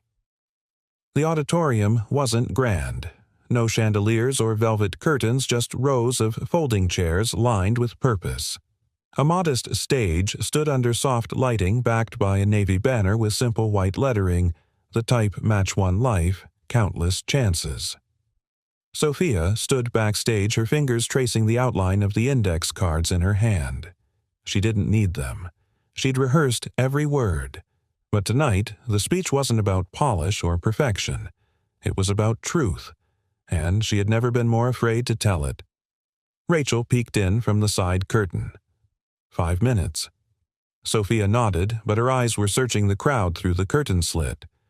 Dozens of donors had gathered, some in heels, others in worn jeans. Medical staff, volunteers, patients. Faces she had known from photos, and faces she now knew from life. But one face hadn't arrived yet. Meanwhile, across the city, Daniel was helping Lila into her best dress, a lavender cotton thing with a sewn-in sash she insisted on tying herself. He checked his watch again. The event had already started. "Are we late?" she asked, glancing up at him. "Not yet," he said with a half-smile. "But we will be if I don't get this shoe tied." Lila giggled and bounced on one foot. "Do you think she's nervous? I think she's terrified," Daniel replied, pulling the knot tight.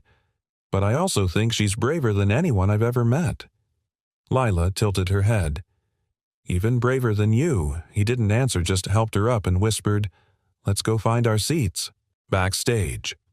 Sophia stared at her reflection in a makeshift mirror. She looked composed, professional, but her heart thundered like war drums. Because this wasn't about numbers tonight. Not expansion. Not quarterly growth. It was about a man in a flannel shirt with a soft-spoken voice and a daughter who painted hearts with glitter. And it was about facing her past and choosing what kind of future she would lead. When her name was called, she stepped out to polite applause. But as she reached the podium and looked out into the lights, something in her breath caught. Because Daniel and Lila had just walked through the back doors, slipping in quietly, and took a seat near the last row. He gave her a small nod. And that was all she needed. "Good evening," Sophia began. Her voice steadied against the hush. I could stand here and tell you how many hospitals we've funded, how many lives we've saved, and those numbers matter, but not as much as the reason we're here." She paused. Her hand moved almost unconsciously to the faint scar beneath her collarbone. "Months ago, I almost died. An accident, massive internal injuries, no matching blood in storage, and just when my team thought there was no hope, a man walked into the hospital. No badge, no question. He just offered what he had, his blood." There were murmurs in the audience now, heads turning. He didn't know who I was. He didn't care. And he saved me not just physically. He reminded me what leadership is supposed to look like. Sophia's eyes swept the crowd and found Daniel again. He didn't flinch, but his grip on Lila's shoulder tightened slightly. "I built this organization to prevent the loss I experienced as a child. But in building systems, I forgot people. I forgot the names, the costs. I forgot the one thing my mother taught me, that healing isn't just medicine. It's kindness. It's showing up." Her voice cracked but held. "And so I want to introduce the new initiative we've created in partnership with hospitals across the state. It's called The Type Match, a real-time donor network built to connect urgent cases with volunteers, not based on status or payment, but on the simple act of saying, 'Yes, I'm here. Use me.'" Applause began slowly, then built. But Sophia held up her hand. "One more thing," she said. She turned slightly toward the last row.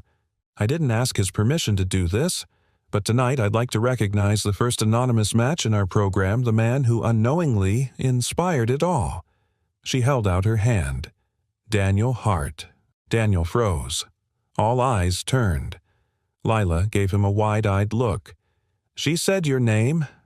He stood, slowly, awkwardly, the way people stand when they've spent their whole lives in the back of rooms. The crowd parted as he walked forward.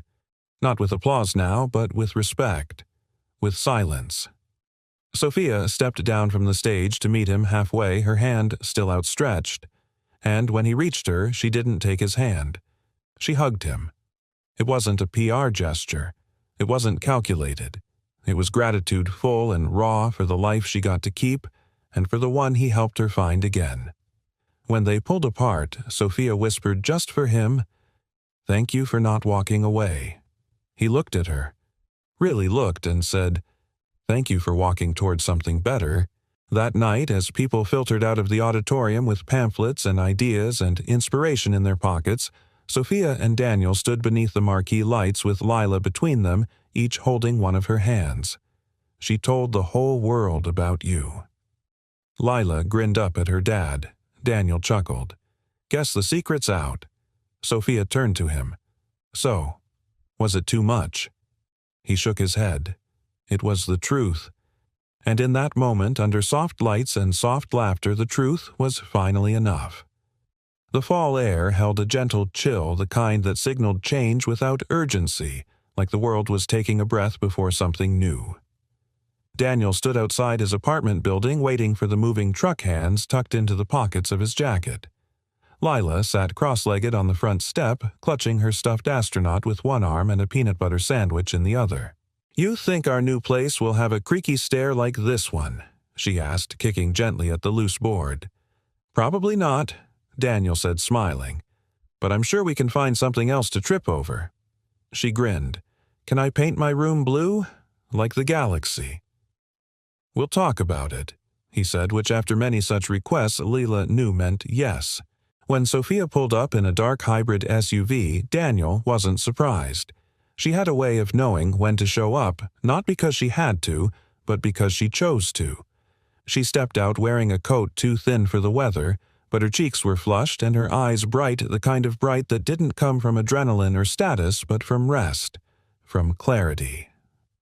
"I brought coffee," she said, holding out 2 cups, "and hot chocolate for the future astrophysicist." Lila took hers with the reverence of a sacred object. "You remembered the marshmallows?" "I remember everything that matters," Sophia replied. Daniel chuckled, taking the coffee. "Careful, you're starting to sound like a real human." "I'm in recovery," she said, one heartbeat at a time. The move was small, just a few boxes, a worn couch, and a toolbox Daniel refused to part with. The new place was a rented duplex on the edge of the city near a park and within walking distance of a good school. It wasn't flashy, but it had light, windows that faced east, walls that echoed with potential. As the last box was set down in the living room, Daniel stood beside Sophia, hands on his hips.